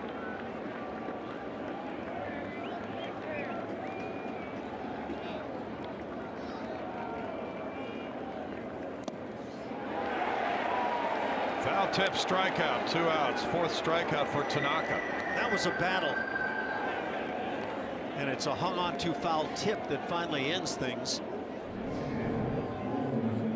Haven't seen what would really show itself as the great splitter this afternoon until possibly that pitch. See the grip, certainly the splitter, slows down the rotation, and the ball just heads toward earth.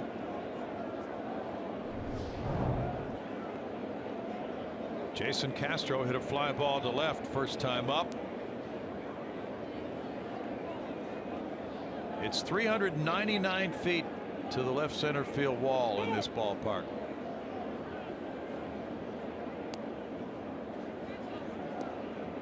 There's a lot of room there for hits.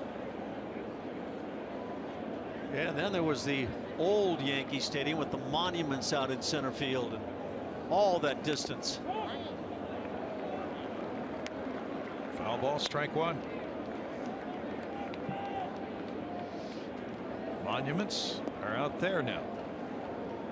Fans can tour those before games. Not many plays made amongst the monuments these days. Yeah, back in old Yankee Stadium, as you're telling us, those were in the field of play. I think it was following the '73 season in the old Yankee Stadium when they made the modifications to that ballpark. Sounds about right. 1-1.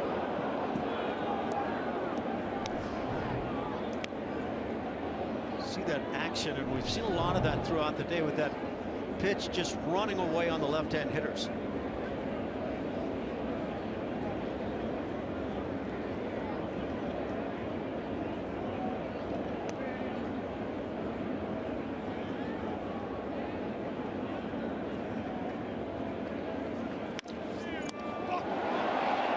Tanaka ends the Astros 5th. No runs, a hit, and a man left. 2-1 Yankees.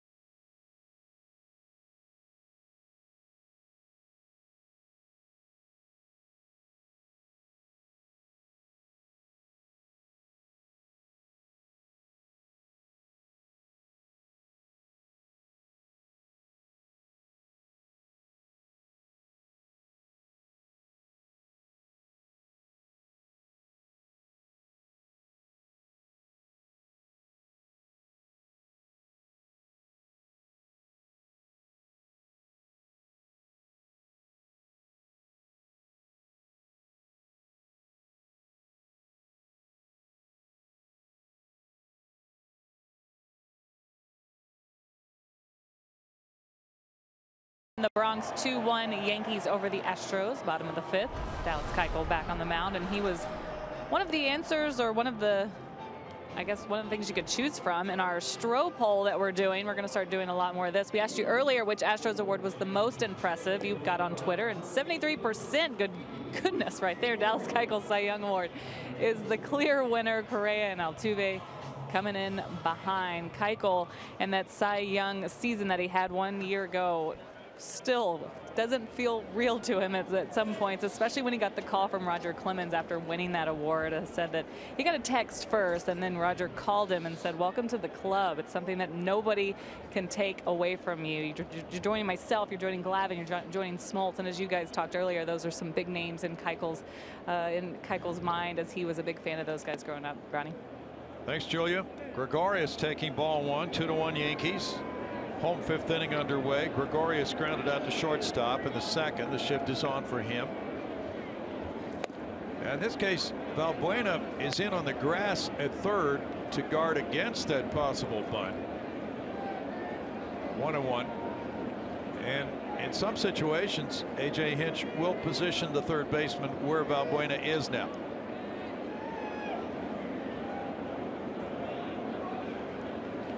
It does a couple of things. You and Jeff Blum, who, by the way, will join us next Monday at home, Ash, have pointed this out too. And now he'll drop back with 2 strikes in the count. Valbuena will drop back and move to his left. But prior to 2 strikes, not only could he take away the bunt, but a topped ball that wasn't hit very hard toward shortstop, he cuts down that angle.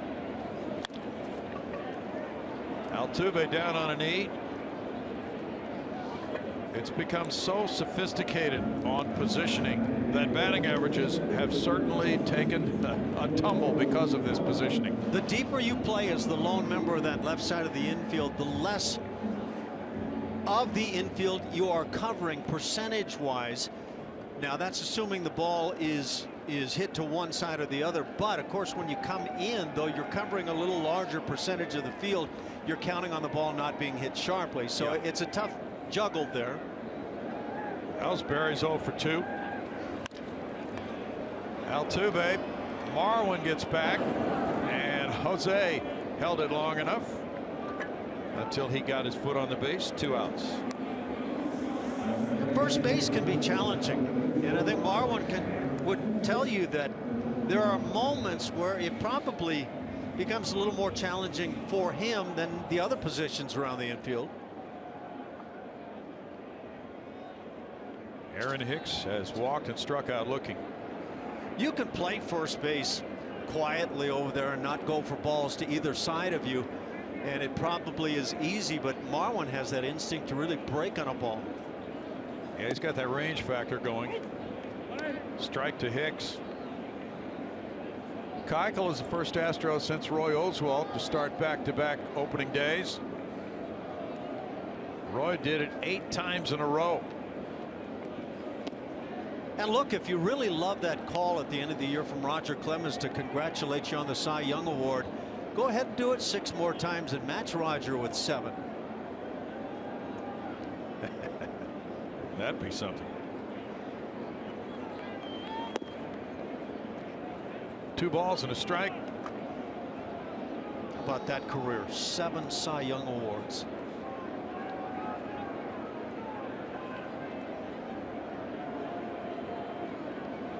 Clemens was the last Yankee to have consecutive opening day starts until Tanaka. Now this ball hit out towards center for Gomez. And it's a 1-2-3 5th. It stays close. 2-1 Yankees through 5.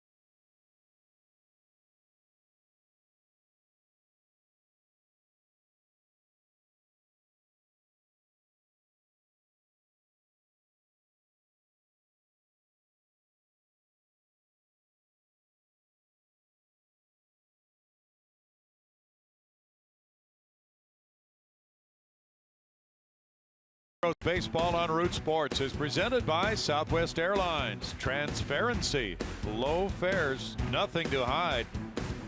And by Toyota. Let's go places. Here at Yankee Stadium, it's 2-1. The Yankees lead the Astros after 5. Astros fans trying to stay warm. Each club with 3 hits, no errors. Bill Brown, Alan Ashby, Julia Morales with you today. Jeff Blum joins us when we get back home against Kansas City next Monday night. Now the Astros come up in the 6th inning. It's the top of the order. Altuve, Springer, and Correa batting in the 6th. This is the second coldest game in Astros history, tied for the second. There are 2 games that started at 36 degrees or less. They were on back-to-back days in Chicago for the Astros in '93. It's 38 degrees today at game time. Altuve 1 for 2, a double and a run scored. I'm going to go out on a limb and say it must be a little nicer out there in the sun than in some places like right here where we have no sun. Those people look just balmy, don't they? Yeah. It's making me hurt looking at some of these people with just shirt sleeves on. 2-0. Now Julia has found a warmer place, we're told, but she's right by the dugout. It's not balmy over here, but it's I would agree the sun is helping. Okay. Basking in that heater you have there, I understand it might be a little balmy. Somebody forgot to set it up. There's some movement in toward the hands of Altuve. 2 balls and a strike. Julia, you hearing anything in the dugout? Guys battling with trying to swing the bats in the cold weather, hands buzzing? Yeah, well, you know there's heaters in the dugout, so it's a little warmer while they sit there. I know Preston Tucker was planning on spending a lot of time inside to keep himself warm as the DH. He told me before the game he wasn't looking forward to batting without gloves. He's one of the few guys that hit without them, but he's had 2 good bats today, so can't really use that as an excuse. Yes, he has. Altuve takes. It's 3-2. He was starting to head for first. Looking back at Dana DeMuth.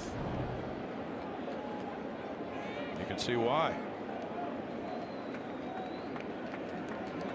Catching just a piece. Boy, it's a very different look from Jose Altuve to this point. Taking a lot of pitches, grounded to Gregorius. 1 out. George Springer highlights our forward spray chart. Last couple of seasons for George, 14 and 15. You can see back in 14, a lot more balls pulled down the left field side. 49% of his hits went to left field, down to 36% last year. The big difference in hits coming with those to right field, 24% last year. He hit the ball back up the middle well, so it's a more balanced, fair-minded George Springer. Springer, and this one's cut off by Tanaka, who's fielded the position well. Out number 2. Made a couple of good backhanded plays in this game. You know, it's obvious that you're going to look at Dallas Keuchel defensively, and he can play that position, but Tanaka maybe a little unheralded in this regard.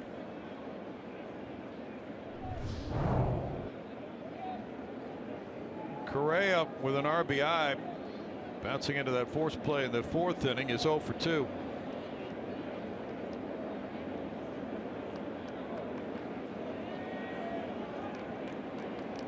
Carlos struck out in the 1st inning. He looks at ball 1. He came up with runners at 1st and 3rd, nobody out. Chase Headley made a really good play, forcing George Springer at 2nd base as Altuve scored on it. That's smacked to right field. Beltran watches it go. Carlos Correa, the Rookie of the Year, has a pretty good start to his sophomore season. It's tied at 2. And both 2 have been driven in by Carlos Correa. And if you think Carlos Correa can only pull the long ball, think again. He is a threat to any part of any ballpark. And just what the Astros needed right about now. That is just shocking carry of a home run ball on a day like this. And the Astros get their first long ball of the season from Correa. And if anything, the flags have died down a bit. That was just taking advantage of muscle power. Strike one for Rasmus. That evens the score at 2. And Correa, who hit 22 last season, what can he do in a full year? People have been asking that all winter.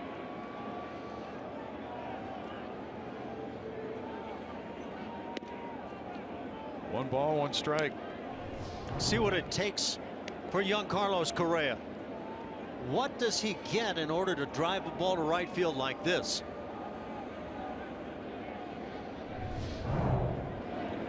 Stay tuned.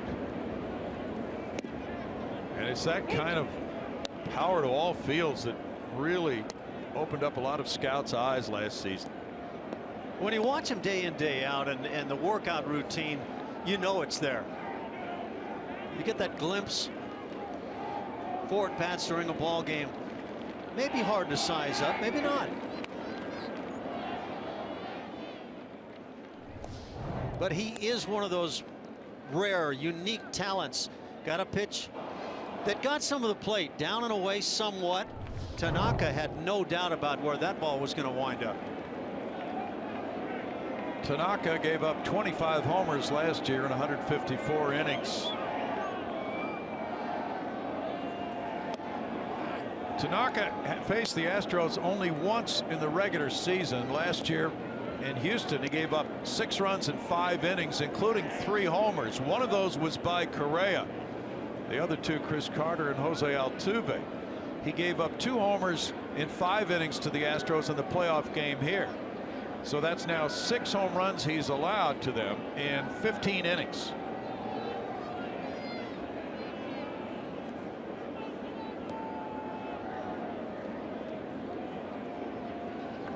Correa hit 22 homers in 387 major league at bats last year.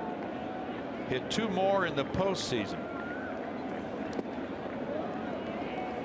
3 and 2. He hit 10 in the minor leagues between 7 in Corpus Christi and 3 in Fresno last year. That's 34 total home runs for him, including postseason play.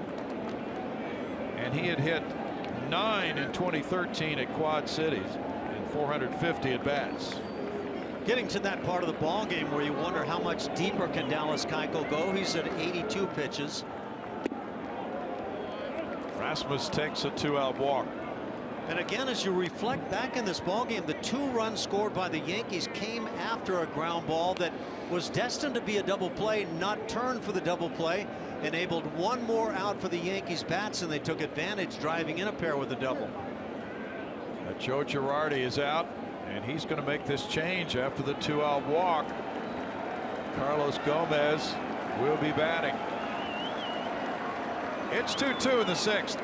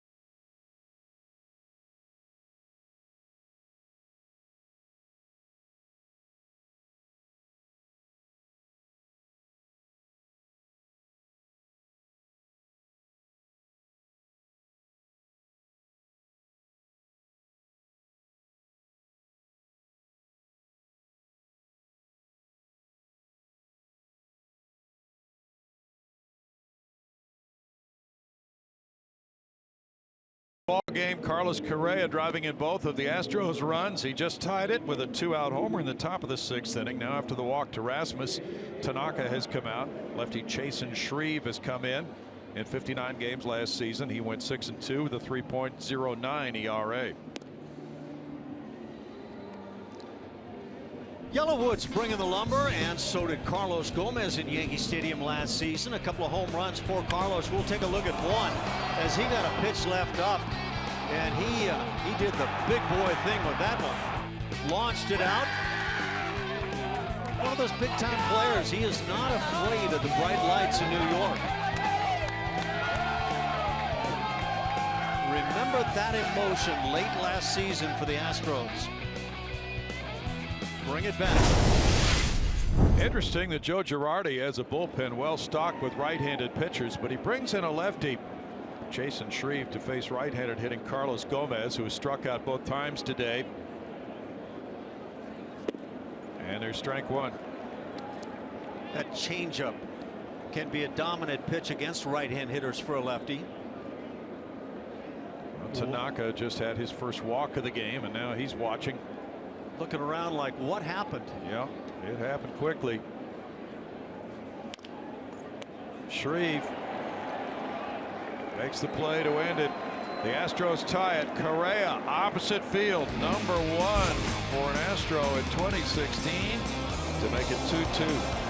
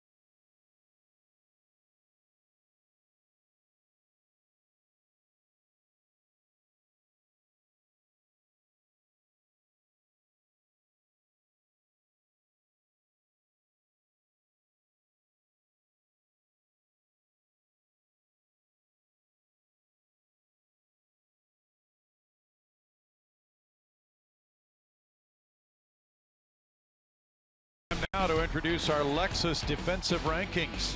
The Astros have the 7th best outfield in baseball according to MLB.com's rankings. So what do other analysts and pundits think of the Astros outfield, along with all the other teams in the league? We've compiled all the data we could find from MLB StatCast, Fangraphs, and other sources to create the Lexus defensive rankings. Each player is assigned a 1 to 10 ranking on their overall outfield abilities, with 10 being the highest and a stoplight rating based on the strength and accuracy of their arm. They get a red light if they're considered tough to run on, yellow if it's neutral, or green if they've been easier to run on. That's what this is all about. Alex Rodriguez moves back from ball 1. He has grounded into a double play and walked. 2-2 ball game in the 6th. Dallas Keuchel had 83 pitches. There is action in the bullpen. A right-hander throwing for Houston. It's 1-1. Pretty good swing by A-Rod right there. And like stay out of that zone where he's able to extend and get that kind of big swing.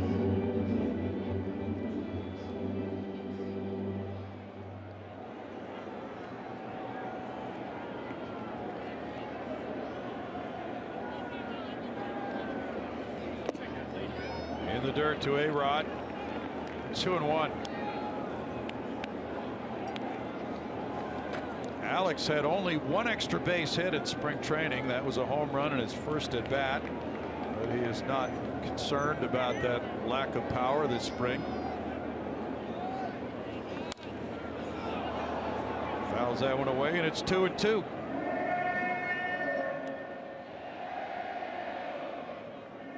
He was 12 for 49 in spring training with a homer. A player like Alex Rodriguez, who's hit 687 home runs, is probably not going to be too worried. Will Harris is throwing for the Astros.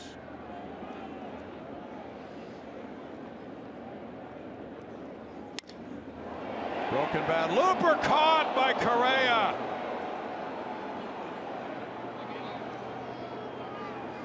One out. Swing the bat. Play with the leather. Little ball that looked like it was going to drop softly in left field for a leadoff single. Instead, nothing but an out thanks to that guy.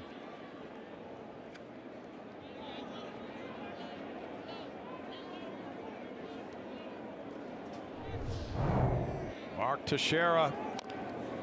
Little tap. Keuchel takes extra time and gets him. 2 outs. So the Astros players, how do they rank defensively? We'll take a look at it. I'll tell you what, I wouldn't want to be a third base coach trying to run on these guys. George Springer can air it out with the best of them, and he earns and deserves a red light. Carlos Gomez can flat out throw in center field.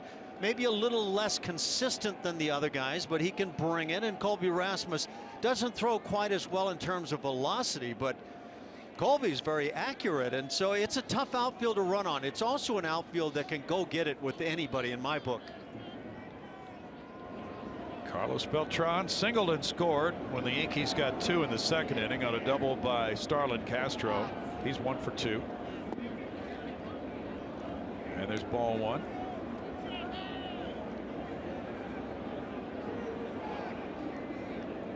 This is the 9th year at the helm of the Yankees for Joe Girardi.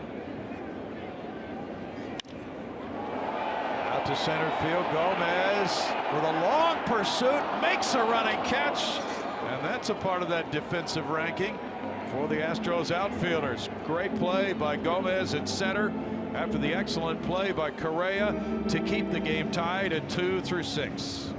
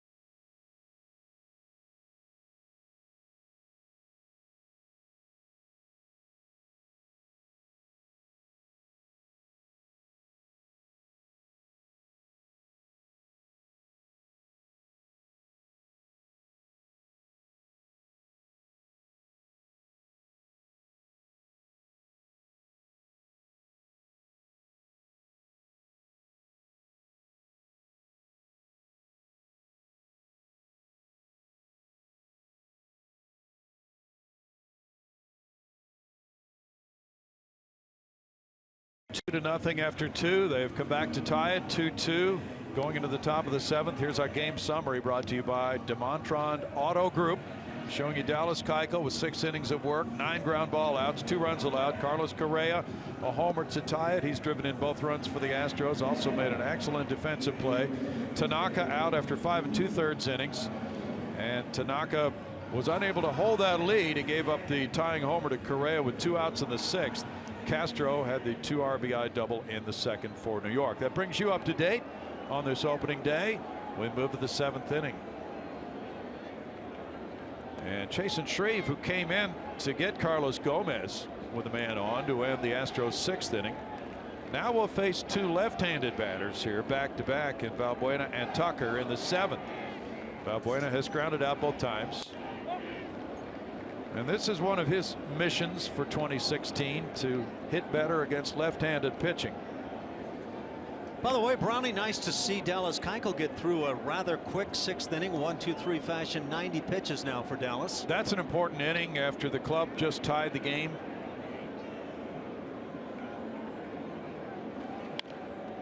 Fouled away, 0-2. Certainly with the extra adrenaline that goes into pitching opening day, sometimes pitchers can hit a wall, even though Dallas is working with an extra day of rest. There's Tony Sipp getting loose right now. Sometimes managers want to get them out a little bit sooner on opening day than they might on some other day. And just the weather conditions, you know, sometimes a pitcher has to work harder physically to keep a sweat going up in the clubhouse in between innings, Ash, so it can take a toll. I'm having a hard time keeping a sweat going right here myself. That lady in the stands was doing all right, though, a few innings ago. Well, I haven't had her workout program. No. 2 balls, 2 strikes to Valbuena.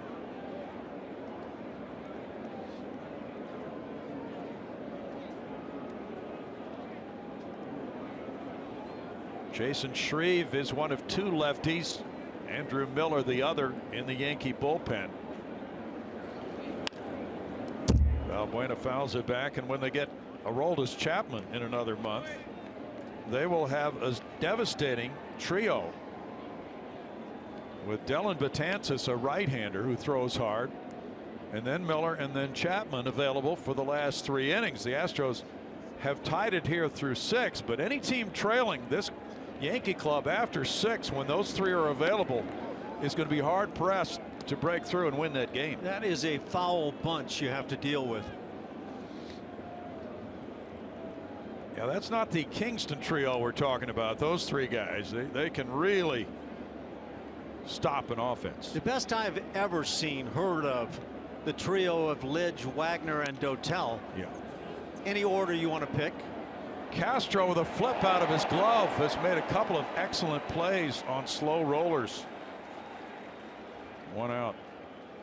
Well, you can kind of see why the Yankees might like what they have at second base. And Stephen Drew didn't do a whole lot for them last year. Didn't swing much of the bat.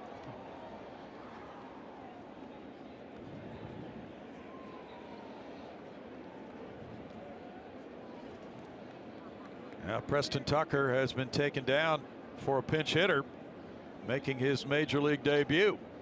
Tyler White. First major league plate appearance for Tyler White. And he looks at ball 1. Tucker was 1 for 2, 2 outstanding at bats. .353 for Tyler White, 3 homers, 12 runs batted in. An amazing story. He goes for that changeup. 1 ball, 1 strike. He has had to earn his way every step of the way to the big leagues after being a 33rd round draft choice and signing for $1,000 in 2013. 1-2. He went to Western Carolina University, and his coach was just with him on a show yesterday on the MLB Network. Tyler, 26 years old. He played at Corpus Christi, where he was an all-star, and Fresno last year. Line shot, first major league hit, Tyler White. And the Cinderella story continues. Cinderella can hit. I've seen enough already, and then add that to his numbers throughout the minor leagues. Glass slippers or no. That's a good job. He saw the changeup earlier in the count. He was fooled badly by it. But after seeing it, he apparently learned something, stayed on it, and drills it back up the middle. Oh, what a greeting he'll get when he gets back to that bench, especially if he scores the go-ahead run. Well, he left no doubt about when his first major league hit was arriving on the scene. Now Marwin Gonzalez, the switch hitter, with strike one.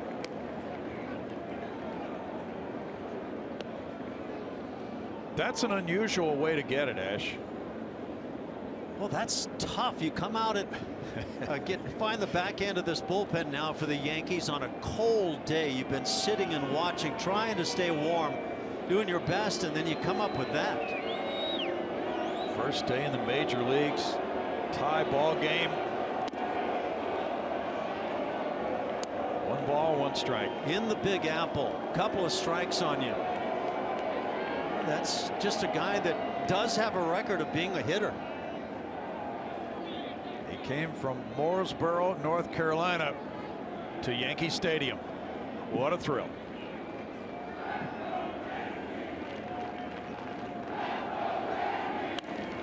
Foul back, 1-2. He was a walk-on at Western Carolina, and he signed after his senior year. Yeah, word is he's kind of been a walk-on everywhere he's gone. But I'll bet he was holding a bat everywhere he walked on. MVP of the Dominican Winter League.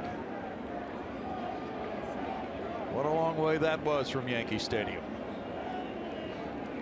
But he learned from it, hitting off-speed stuff.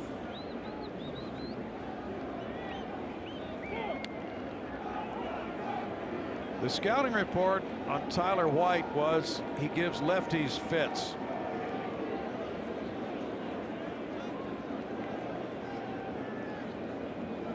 Jason Castro on deck.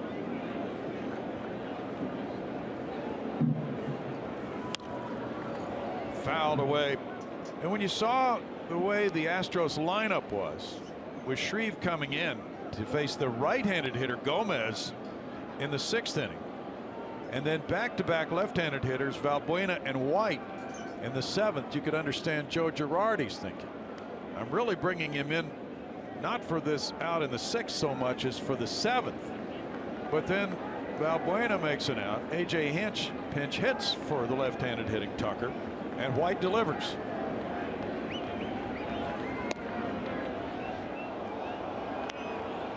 Two and two.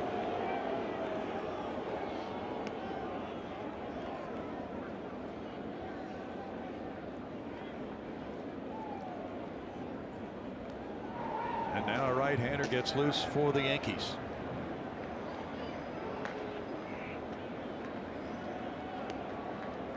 That's Kirby Yates. Marwin is a strikeout victim. 2 outs. 2016 Astros season tickets are on sale right now. Enjoy some of the best seats at Minute Maid Park. Save money and receive great benefits throughout the season. Call 1-877-9-ASTROS right now to reserve your seats. And they're making it look easy out there. Short sleeves. Jason Castro hit a fly ball to left, grounded back to the pitcher. In tight, ball 1. Jason Shreve was drafted by the Braves in 2010 in the 11th round. The Astros facing a man who was traded to the Yankees prior to last season. Shreve is from Las Vegas, went to the College of Southern Nevada, pitched 74 times last year very effectively. Good strikeout numbers for Shreve. 2-0 to Castro. There's always been something about managers preferring left-handed pitchers at Yankee Stadium. The old Yankee Stadium was even closer down the right field line, so very friendly to left-handed hitters. So left-handed pitchers, in an attempt to neutralize those lefty hitters, are used prominently at Yankee Stadium. Although it's just 318 down the left field line here too. Yeah, they called it the house that Ruth built, and I can understand why the Babe would have built it with those dimensions. Yeah. And by the way, he hit a home run the first game in the old Yankee Stadium, the house that Ruth built. 3-1 now.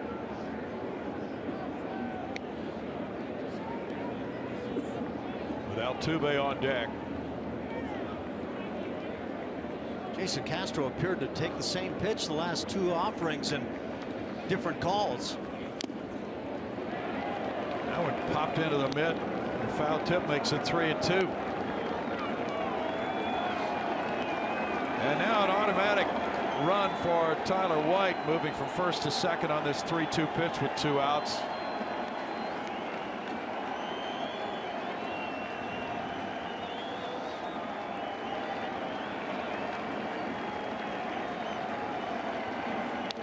And Castro fouls it. He's had some good swings this at bat.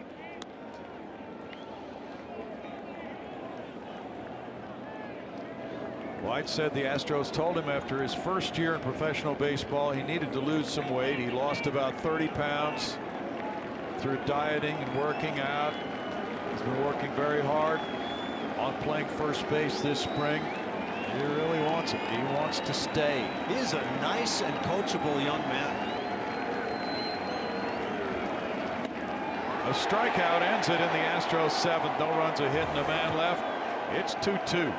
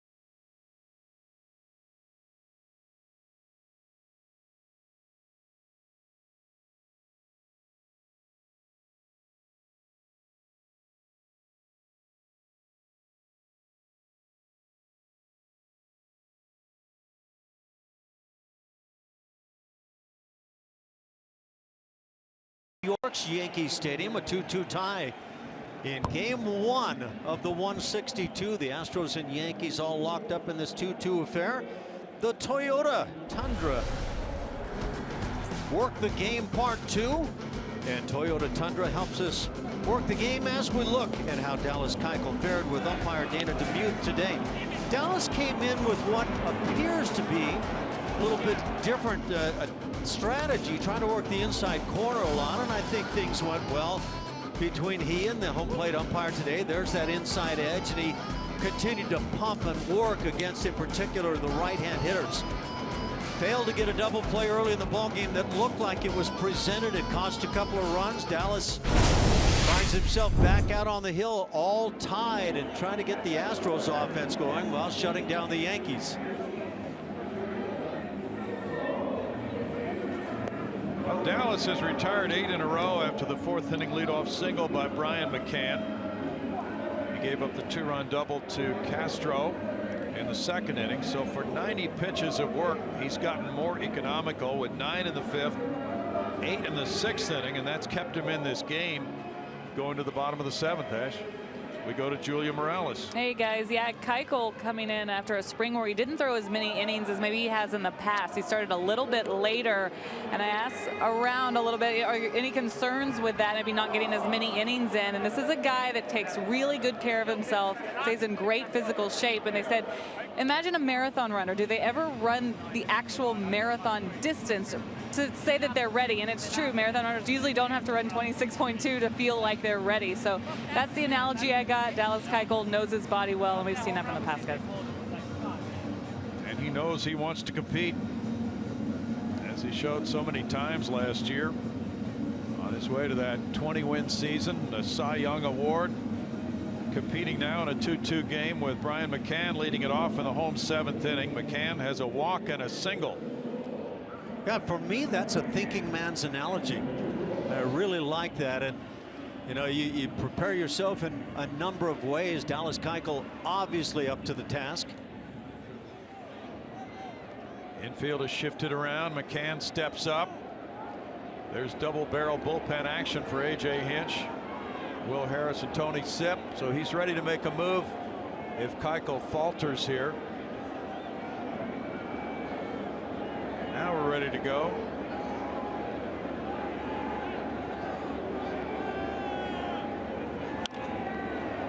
Fouled away for strike 1. Colin McHugh pitches tomorrow night against Michael Pineda.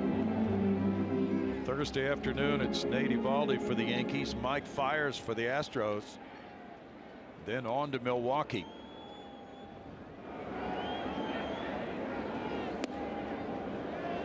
Strike makes it 0-2 to McCann. The last 35 starts for Keuchel, the Astros record is 25-10. McCann is down on strikes. Number 4 for Keuchel. That was probably an unintentional inside corner picked up on that breaking ball. That wasn't the little cut job trying to come back at the plate, but more of a big breaking ball. And sometimes it happens by accident, but beautifully done. Sure fooled him. It was a unique outfield alignment against a power hitting left-hand hitter. Very shallow and toward the line in left field. Chase Headley's 0 for 2. The shift is on for him.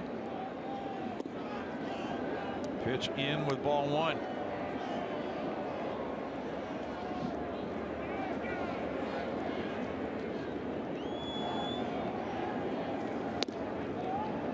In for a strike. 1-1. The Astros are 5-2 at Yankee Stadium since 2014 started. 2 balls and a strike. Last year, their ERA in this park was 1.02, including the playoff game.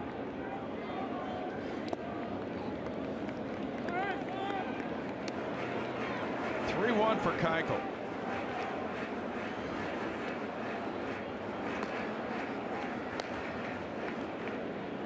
Sipp and Harris both have been working for a while.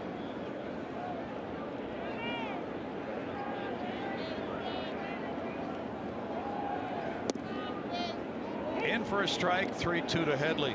Even on the 3-1, continuing to pound that inside portion of the plate.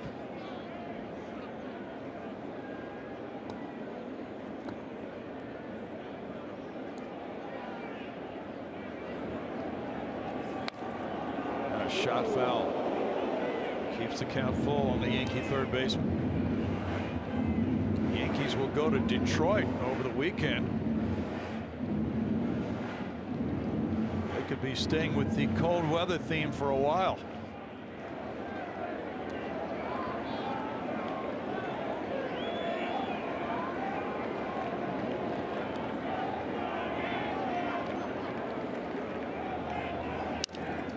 Jam shot. Altuve in.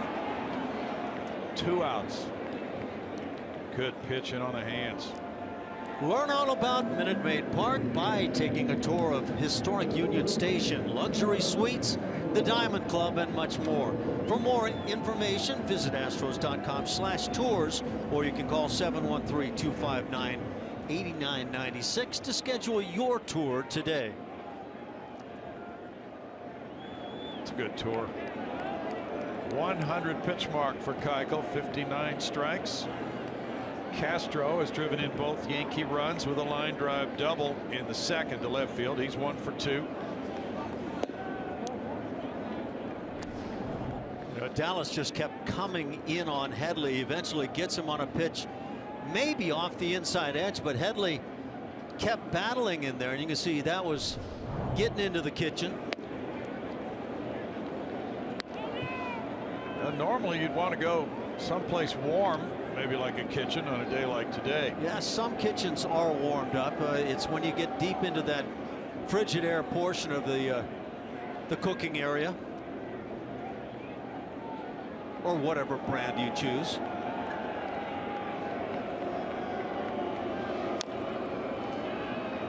Two balls and a strike. Keuchel did not throw as many pitches in the strike zone last year as he did the year before. And he said it was by design. Pitchers get reputations. Sometimes they can work the other way off that reputation and get the hitter to expand his strike zone, thinking he's going to be throwing more strikes. Part of that is getting ahead with tough locations and being close when you do miss. Made that Tom Glavine comparison earlier in the game. That's exactly the way he went about business. Back in the days of the big strike zone, Ash. Yeah, you find maybe a black edge and then start expanding it. 3-2 now. When Eric Gregg was the home plate umpire and Tom Glavine was on the mound, how wide was home plate? Well, I'm not sure Javi Lopez caught any pitches in the strike zone that year.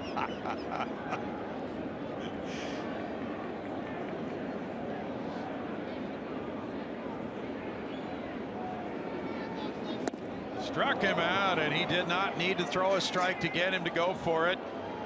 That is a run of 11 straight outs for Keuchel. He keeps it tied 2-2 through 7.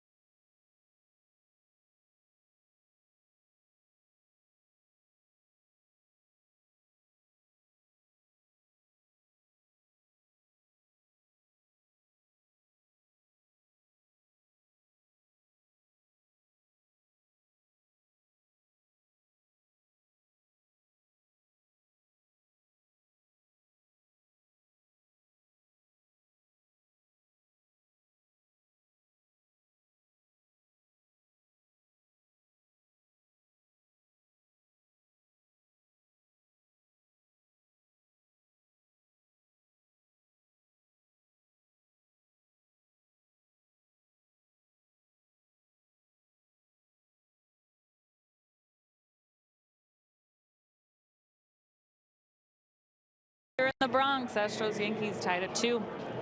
Save money and get the games with the best giveaways, including the Award Series bobbleheads with the Astros 10-game Award Series package. Visit astros.com/mini plans or call 1-877-9-ASTROS to get yours today. Guess what is back? Name that Astro. It's presented by your local Honda dealer. This was so much fun last year. All right, here we go. Here's your clues for the day. 10-time World Series champ as a player. Served in the Navy in World War II and was awarded the Presidential Medal of Freedom just this past year. Make sure to tweet us your best guess. I'll tell you here pretty shortly. Guys, up to you. We might get a clue from looking at the sleeve of the Yankee uniforms today, Julia, perhaps. Number 8. And we go in a tie game to the 8th inning. The big towering 6'8" Dellin Betances takes over. Jose Altuve moves back from ball 1. And this guy can really fire. He threw 84 innings last year and struck out 131, Ash. Dynamite. And he's a huge part of what the Yankees do at the back end of their bullpen. This would be quite a day if the Astros could make a statement against this fella. 2-0 as he comes throwing flame out of the bullpen. He was an 8th round pick of the Yankees in '06. He's from New York City. The last 2 years, his WAR, wins above replacement, is 5.5, number 1 in the majors among relief pitchers. And he falls behind 3-0. Chasen Shreve went 1 1/3 innings. He allowed 1 hit, no runs, had no walks, 2 strikeouts. You know what Betances did in terms of velocity last year? He averaged 97 miles an hour. Averaged 97. And the year before he was just above 96.5, so he's becoming a stronger young man. Ooh. There's a call that might have been out of the strike zone for Jose. Ball 4. And Altuve, who's really been working on that strike zone, didn't have to work as hard there because Betances was wild, but nonetheless he waited it out, Ash. Last couple of pitches close, but yes, ultimately paying off. And now that speed of the American League base thief king the last couple of years aboard. 9 saves for Betances, an ERA 1.5. Here's Springer, 1 for 3. It's called a strike. He jumped back from it.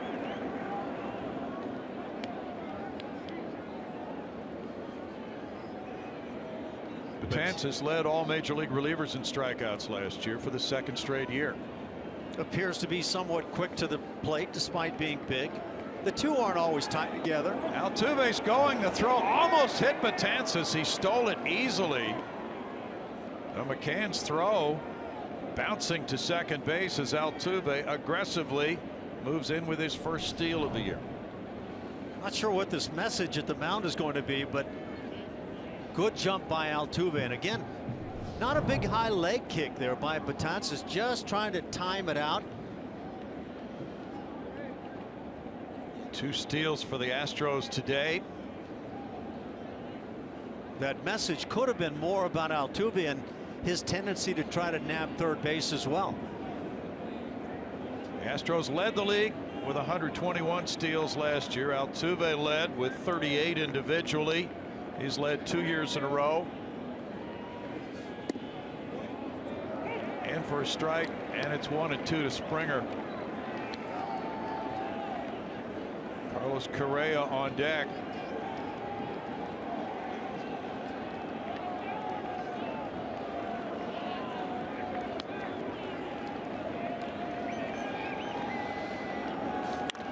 That's a shot to left field.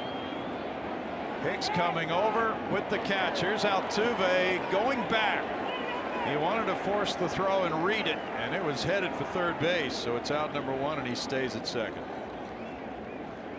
And now Jimmy John's delivery of the game. It came off the bat of one Carlos Correa as he got a pitch down and away, launched it to right, no doubt about it. Masahiro Tanaka and many other Yankee followers here in New York saw what the Rookie of the Year in the American League is all about.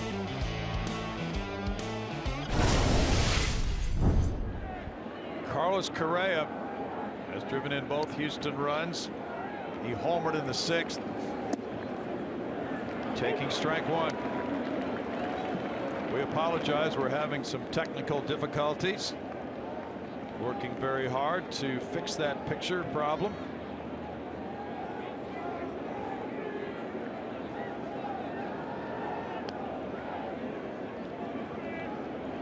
Altuve back to second. Altuve, by the way, for the last 2 years has led the American League in hits and steals. Last player to do that in back-to-back seasons, the Yankees' Snuffy Sternweiss, 1944 and 45, and they're watching him carefully. Colby Rasmus on deck.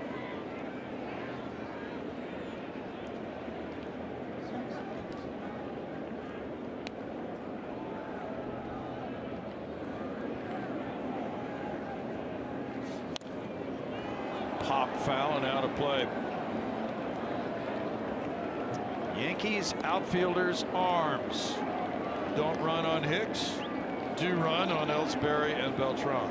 Carlos Beltran once upon a time could throw. He's grown a little older in the game, probably still has some ways to go about charging balls and making that play, but yeah, left field would appear to be the area that's toughest to run against.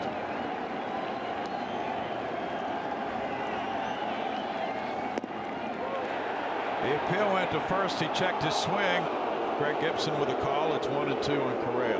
Yeah, that was pretty nice body language by Correa as he takes the pitch. He just turns away from first base. I'm not even going to bother looking. There's no doubt about it. I did not go. That's interesting. I like that style. Yeah.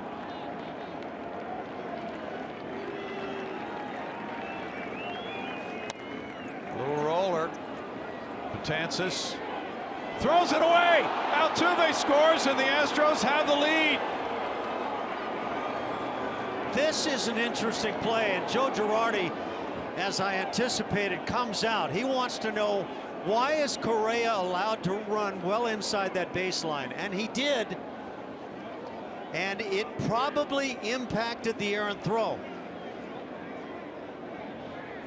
And how the Astros will enjoy this. Look at the path taken by Correa, and the toss, a little palm ball, finds its way down the line. Yeah, you are by rule supposed to be inside the baseline, and if you impact the play, it should be interference. Joe Girardi is trying to argue that point right now. Dana Demuth, the crew chief, is the home plate umpire. I had many an umpire say, go ahead and hit the runner in the back then we'll call it. But not all umpires live by that credo.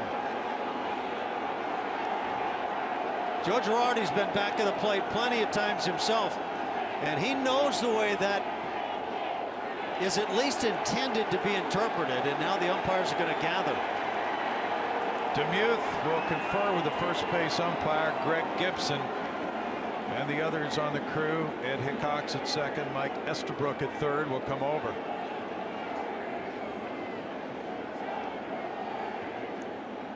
Yeah, typically, you're right, down through the years, Ash, this play is called if the throw hits the runner in the back, but not otherwise. Yeah, and I'm not sure that's the intent of the play. I think that right here, do you rule that Correa running inside the baseline impacted the throw? Right now, it would appear that Joe Girardi is going to go back to the bench, an angry skipper. Yes, it does. They're not changing it.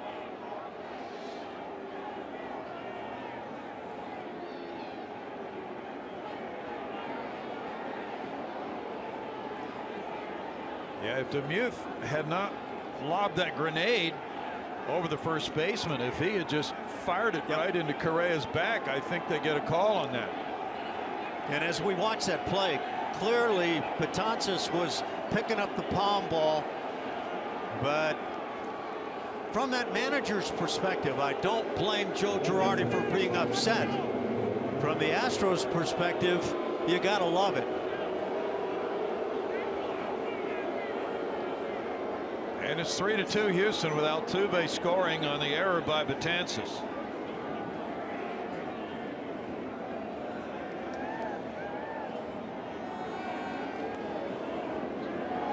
That's the first error of the game.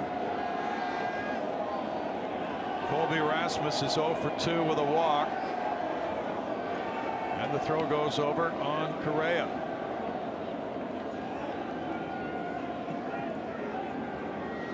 Now the runner is supposed to be in foul territory. Last half of the way up the first base line. Strike one. You'd be hard pressed to argue that Correa running inside the line caused the palm ball grip right there. Right. But the rest of the argument is pretty understandable, I think, from Girardi's perspective. 0-2.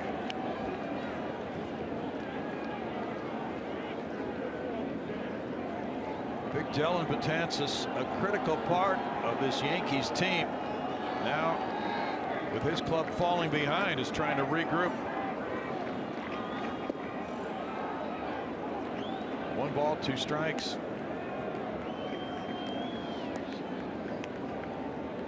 If Derek Jeter had done that, for example, in a crucial postseason game, a lot of credit would have gone for, you know, the heady play and all. And so, seen many a player attempt that. Correa takes off.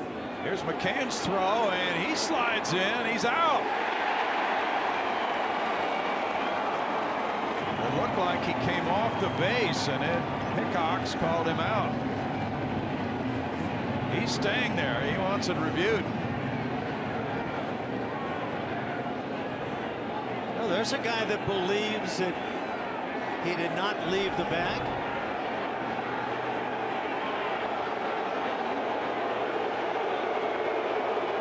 That looked like an out to you. No, it did not. Not even close. And the umpires are going to review this one, and I think they might find what we believe on the play. Well, his foot was resting right on top of the base at the end of the play, and it did not appear that it ever came off the base. How about a young player having the self-confidence to say, well, I'm not leaving here. It just, you can't see any daylight there to say he came off.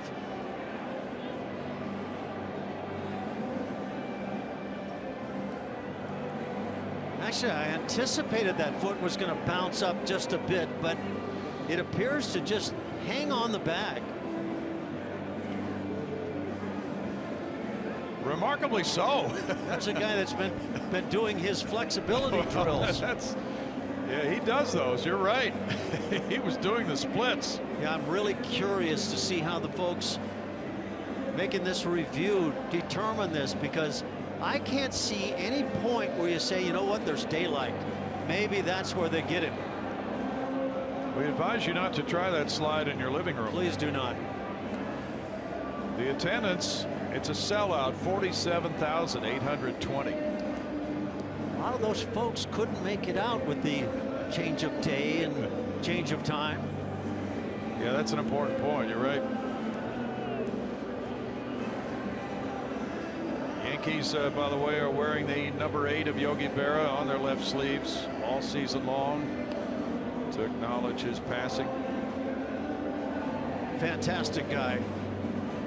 So much fun to be around.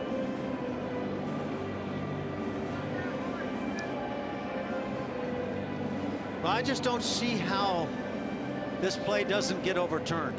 He is safe. Correa gets his second steal of the day, and the Astros have 3 stolen bases. Betances gave up a run in the wild card game against the Astros here last October on an Altuve RBI single. And now he's given up a run, and the Astros are threatening to do more damage. Looked like a moment ago we saw a shot of Ken Giles in the bullpen for Houston.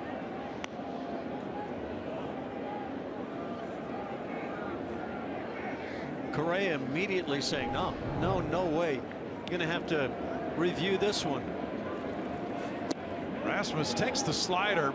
The appeal went to third. Mike Estabrook ruled he checked his swing, and it's a full count on Colby now.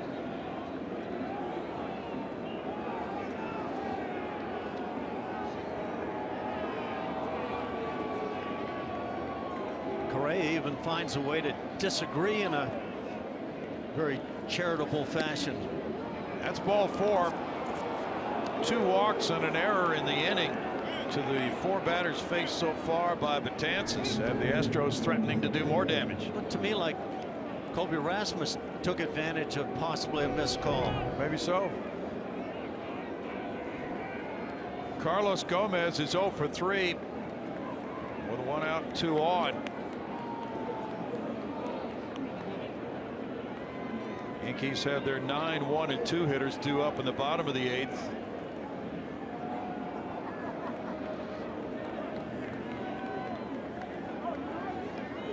Valbuena's on deck. That's strike 1. Yankees are warming up a right-hander in their bullpen now.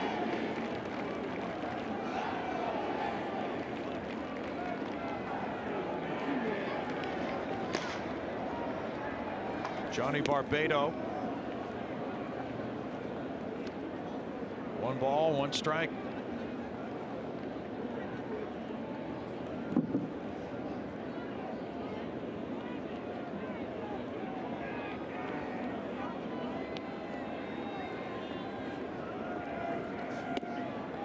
Gomez has taken a couple of swings that have been not full cuts here in this at bat.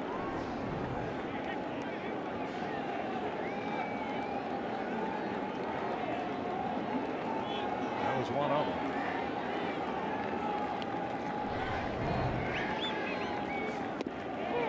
Strike 3 call. That time Betances did get a call. 2 outs. A bit like that breaking ball thrown by Dallas Keuchel that found the inside edge for a called strike. See catcher setting up away, reaches back, and a little advantageous call there for the Yanks. Yankees are playing this game under protest because of that call at first on the Correa roller. I'm not sure that MLB steps in and changes a call like that. Yeah, it'd be highly unusual. That's not like a rule book infraction. I wouldn't think anyway. Well, you know, the reason the team does protest is that the umpires did not enforce the rule properly. That's the reason. Well, Buena has grounded out all 3 times. And, well, if you're watching at home and you understand the rules of the game, they have a point. It's just not been done. That's not the pattern of umpires' calls in the past. Again, all I can tell you, and I've been involved, as have most catchers, in that on that kind of play numerous times, and the umpires will just say, go ahead and hit him in the back, then we'll call it for you. 2-1. And understanding that the base runner may be starting from an angle toward third base, so he's cutting at that angle toward the first base bag, but still, by rule, he should be in foul territory, and we've seen that violated time after time after time and not been enforced. When there's a play that will involve you as a base runner, yeah, you should be in the baseline, but oftentimes, I would say the majority of the time, the vast majority of the time, runners will not be in that base path.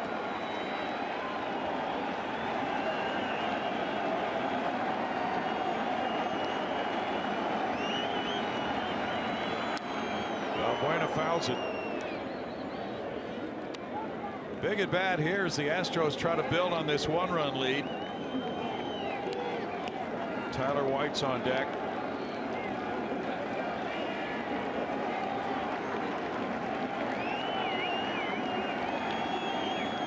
Joe Girardi is protesting this game, the 6th manager in Yankees history to manage at least 9 seasons. Ooh, that's a close one. And now a full count gives the Astros the advantage of sending the runners. Just saw Altuve. The inning all started with Altuve drawing the walk and stealing the bag. Altuve has scored 2 of the 3 runs.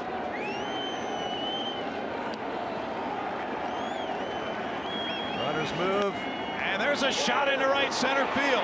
Correa will score to make it 4-2. And now behind him, here's Rasmus. Throw to the plate. Rasmus is safe as well. Into second base, Valbuena. And the Astros lead it by 3.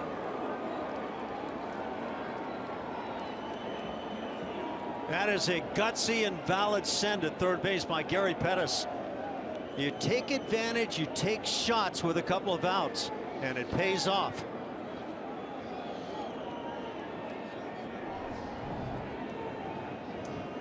And quite an at-bat. Oftentimes we saw Valbuena last year take the big swing, maybe trying to hit the home run. He just kind of laid off a little bit here and did what he could. And then Colby Rasmus able to knock this one away. Or maybe it got away before he even had a shot. Yeah. 2-run single by Valbuena. The Astros lead it 5-2 after trailing 2-0 early. Back in a moment.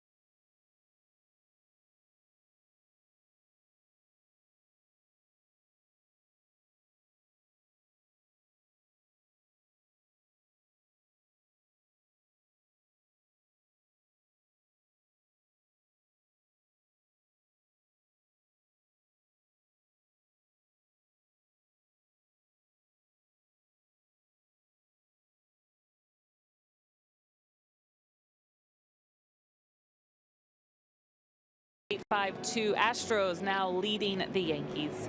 MLB.com at bat lets you stay up to the moment on Astros baseball with game day, live game highlights, StatCast news, and more. Download MLB.com at bat, the #1 app for live baseball on your phone and tablet. Brownie. Thanks, Julia. Johnny Barbado in the game for the Yankees. Tyler White batting for the Astros. He got his first major league hit in the 7th inning in his first plate appearance. Pinch hitting for Preston Tucker. Runner at second is Valbuena. Oh! First pitch right at Tyler White. Got him on the hand.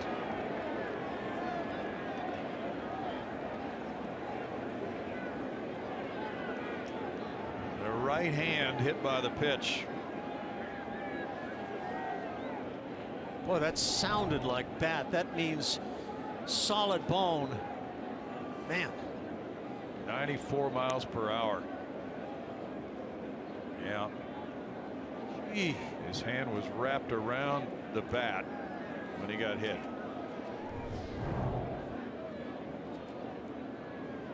See if we can see this ball hit right hand.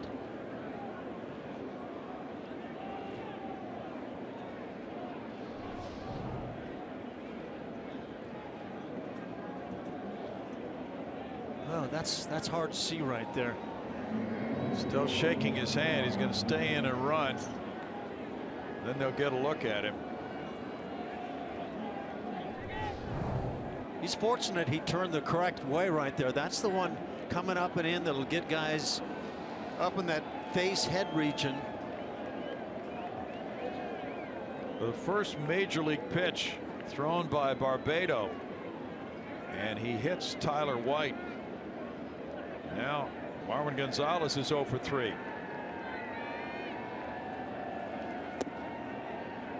And there's strike one.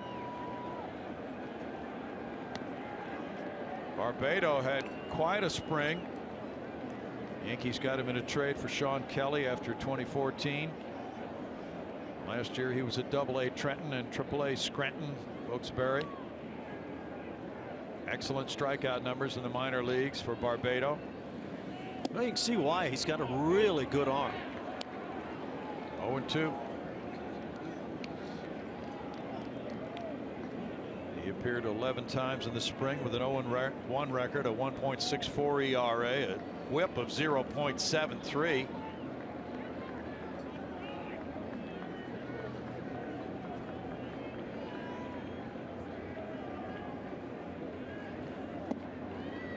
Off the plate, and it's 1-2.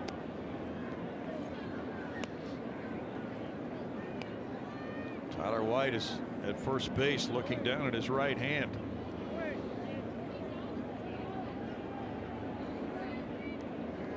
He's had an eventful major league debut.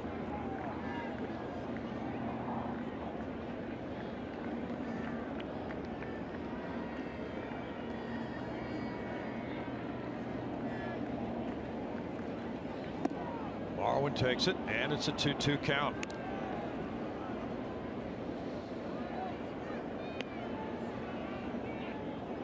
He's been a very important contributor to this team. He covers the depth at different positions.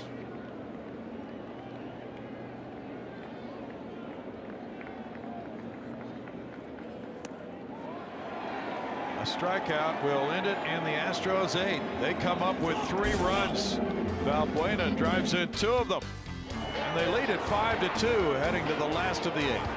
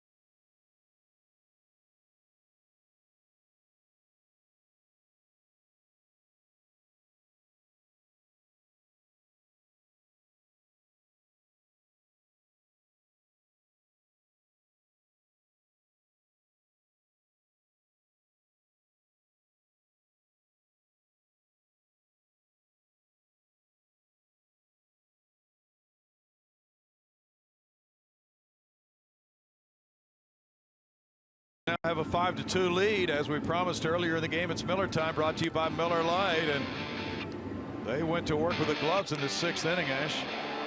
That they did, and that was a 6th inning that saw, for the first out, Alex Rodriguez hit this little looper that Carlos Correa came up with the acrobatic catch on. And then to end the inning, Carlos Beltran drives it, but Carlos Gomez has the answer for that drive, and a nice quick inning for Dallas Keuchel that enabled him to go one more frame in this one, getting 7 innings, and leaves with the lead as the Astros now turn to the pen. And it'll be Ken Giles making his Astros debut. This is the 2nd opening day roster in his career for Giles, who has 26 career saves. In the last 3 games of the spring, he gave up 1 run in 3 1/3 innings after struggling earlier in spring training. He has averaged 11.75 strikeouts per 9 innings in his first 2 major league seasons. He has a career major league ERA of 1.56 for 113 games. 25 years old, from Albuquerque, New Mexico, facing Gregorius. And he will bring the heat, no question about it. About 96.5 miles an hour will average out on the heater. Well, we could be warm up here soon then. Well, I don't know if it's extending this far, but I'm begging for it. There it is. There's some of it at 95. It's 1-1. Gregorius 0 for 2. Dallas Keuchel, 7 innings, 3 hits, 2 runs, 4 walks, 5 strikeouts. He retired the last 11 men he faced. No, and he had to be that good today because Tanaka was very good for the Yankees. Dallas gave up 2 on the double in the second inning by Castro. After that, he allowed 1 single in the last 5 innings.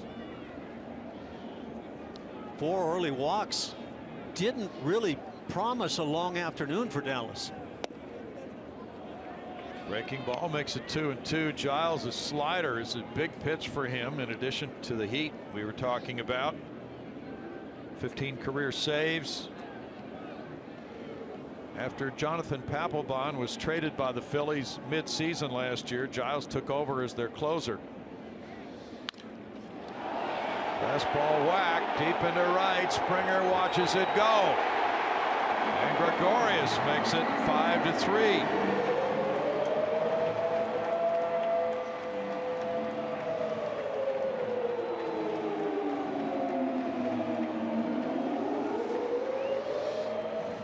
It's hard to figure at times when you see a guy with the stuff possessed by Ken Giles and then see it get hit hard. And this ball was definitely hit hard. The Yankees get their first long ball of 2016, and it comes from their number 9 hitter. Now Jacoby Ellsbury 0 for 3.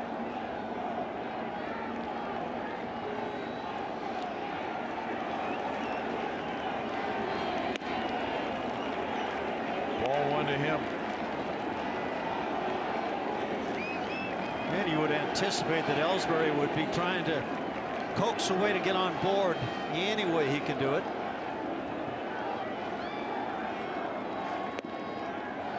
Now 2-0.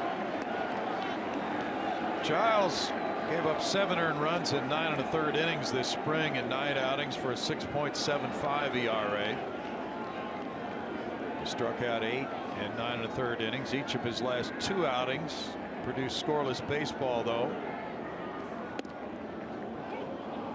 2-1. His ERA of 1.56 for his career is the lowest in Major League history by a pitcher with at least 100 innings.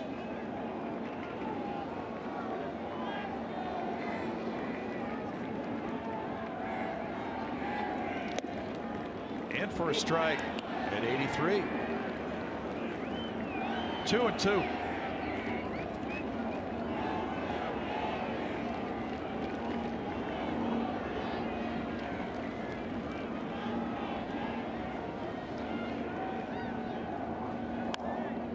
Fouled away. Well, down through the years, and you were playing when you would see that a certain pitcher would get a nickname of the Yankee Killer because of pitching so well against the Yankees. Dallas Keuchel is going to be there if he isn't already. Ash. 28 consecutive scoreless innings coming into play against the Yankees for Dallas. He added a first inning to that, so he wound up. It's over now, but 29 consecutive scoreless innings. Yankees and their fans will remember that. Flared foul. Microscopic ERA against them for Dallas's career.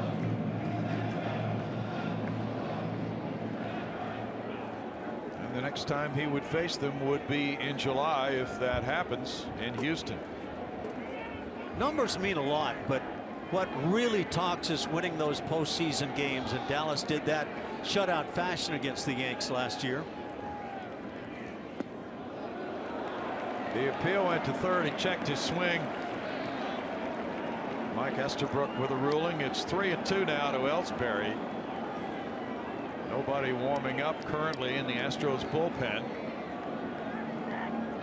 Earlier, Will Harris and Tony Sipp were at work.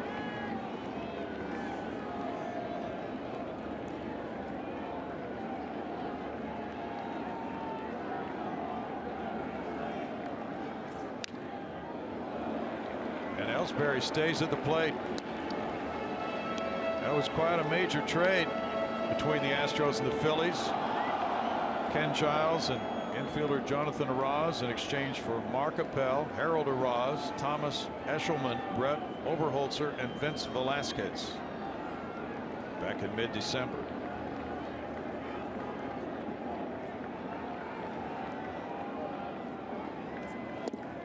Strikeout.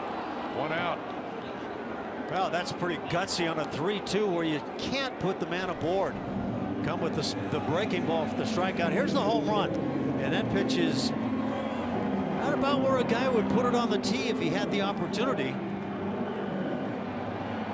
I mean, it was coming up there in noisy fashion, but it was in a good spot to hit, and it got hit.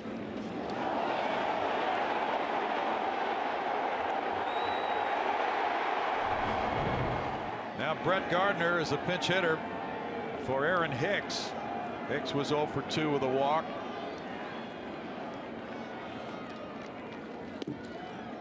Gardner looks at strike 1 from Giles. Gardner hit .250 this spring, 2 homers, 5 runs batted in, .259 last season for Brett with 20 steals. He is the left fielder most of the time.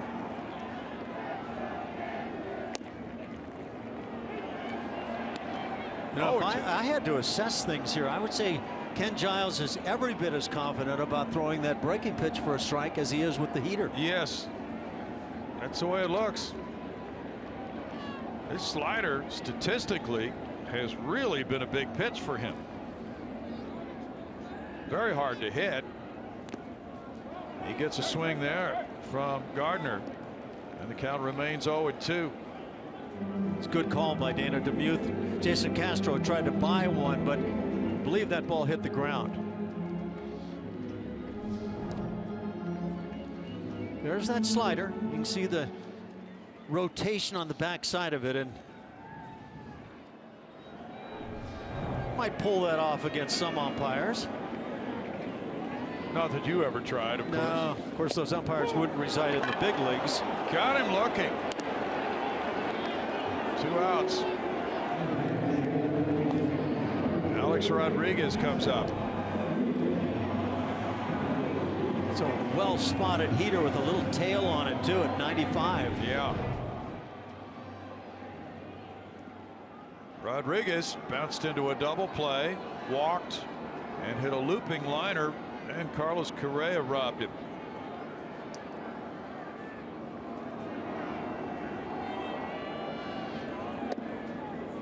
In for strike 1.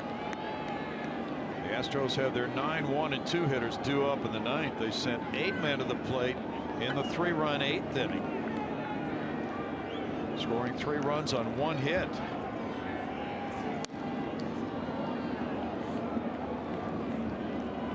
Two.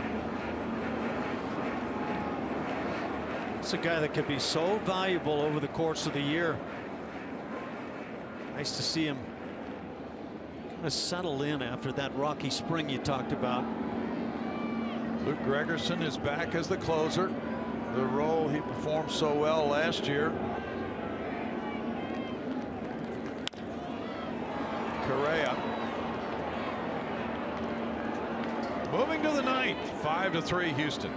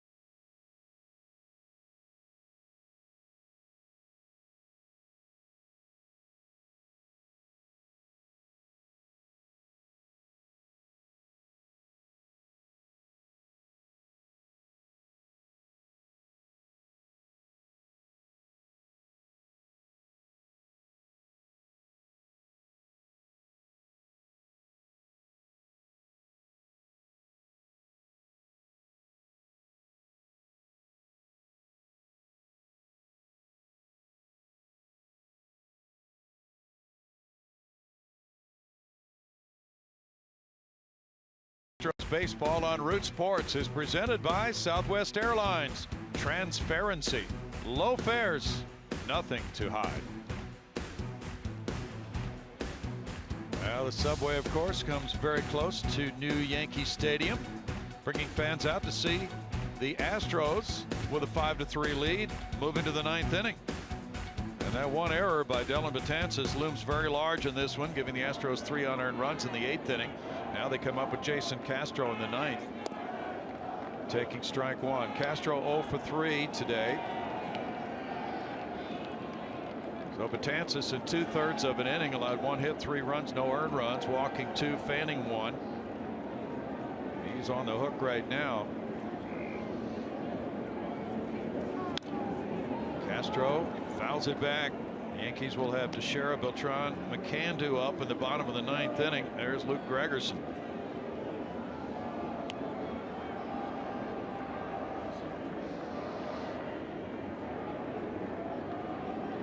Six hits for Houston, 4 hits for New York.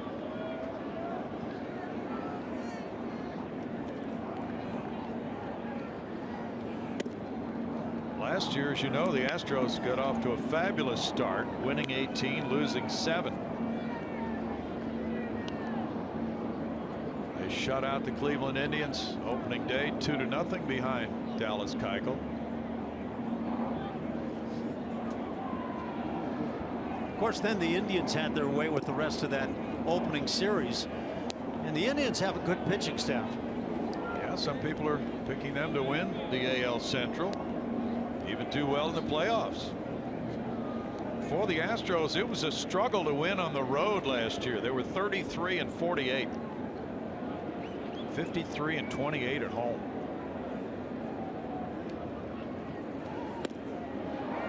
Strikeout for out number 1.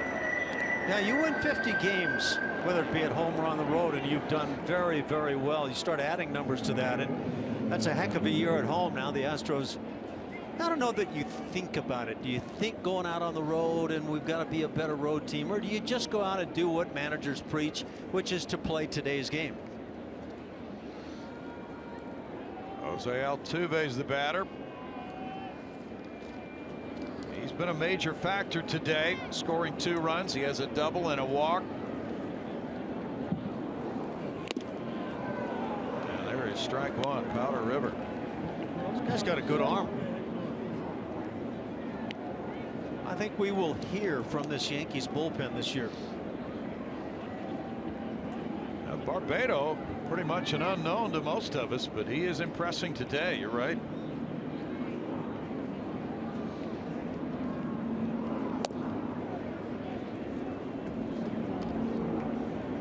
1 strike. Colin McHugh and Michael Pineda tomorrow night here.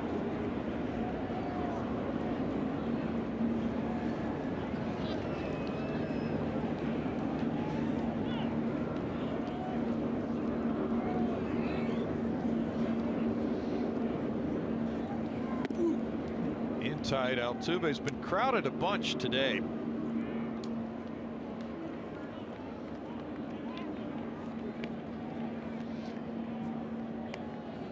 It'll be 5:30 for Astros pregame show tomorrow night, and 2:30 on Thursday for the Mike Fiers Nathan Eovaldi matchup.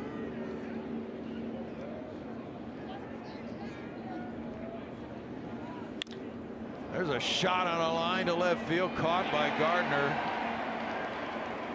That one was hit on the screws. 2 outs. Now the Astros have hit some balls sharply in that direction. Poorly placed. That's 2 balls stung today by Altuve. Yes. George Springer's 1 for 4. Got an infield hit in the 4th inning.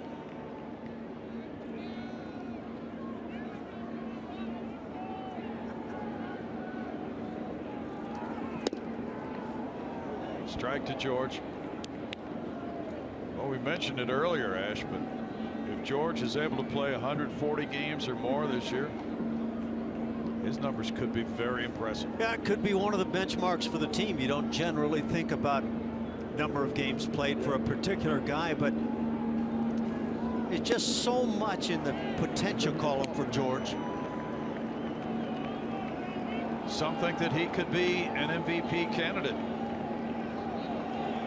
You know, after watching the year he had, or the week he had a couple of years ago through Seattle and Kansas City, I don't know that I've ever seen a player dominate quite that way. Struck him out. We go to the bottom of the 9th inning, and the 4, 5, 6 Yankee hitters are due up 5-3 Astros.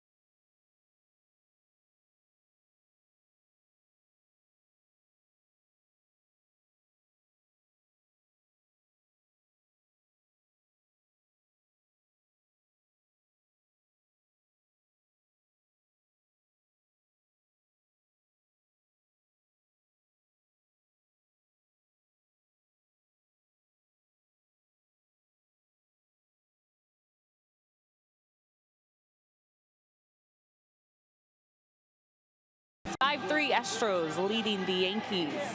Earlier, we asked you to name that Astro. It's presented by your local Honda dealer. Your clues: 10-time World Series champ. When he played, he served in the Navy. He was awarded the Presidential Medal of Freedom in 2015. A lot of correct guesses on Twitter. Make sure you tweet us your answers when we ask you, so we can show them on the broadcast like this. And I see Yogi Berra on there a few times. And that would be correct. That is the right answer. The late Yogi Berra passed away last September, a legend, certainly, right here in New York, but I like him in that rainbow, too, there. Saw him on the coaching staff in Houston. Yogi Berra is the answer. And guys, one of the things that A.J. Hinch said before today's game, you know, we talked about how cold it was. He was saying the adrenaline will catch up to these guys. Surely these guys aren't feeling the cold temps here with this lead and with Luke Gregerson on the mound. And A.J. said that before the season, you know, talking to players, there wasn't a big speech that he gave either. He said, if these guys need to be motivated, I haven't done my job. They're motivated on their own. Brownie. Mark Teixeira leads it off. 5-3 Astros. Teixeira's 0 for 2 with a walk. Gregerson trying to nail down his first save of 2016. And there's ball one. Apparently my adrenaline level has not been high enough today. No. 31 saves for Luke last year. 7-3 with a 3.10 ERA. Solid. It was solid. And then some. 1-1. And not able to throw through much of the spring. I know it has really worn on him, but I think he's very gratified to get this opportunity to close early on. 2 balls and a strike to Teixeira with Beltran on deck. McCann due up third. Astros are overshifted on Teixeira.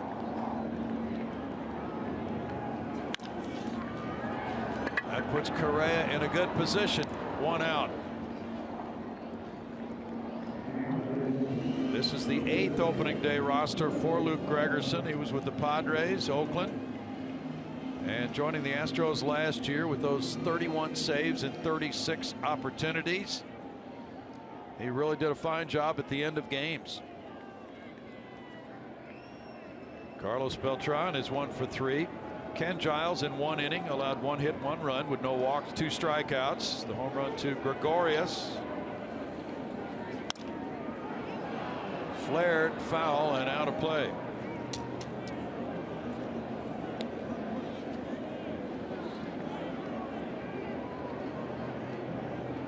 Broken bat there for Carlos. He's waiting for another to be delivered to him.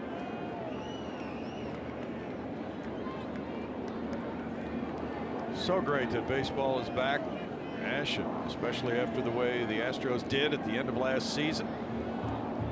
And this young team really conducted itself well through those pressure-packed times in September and then through the playoffs.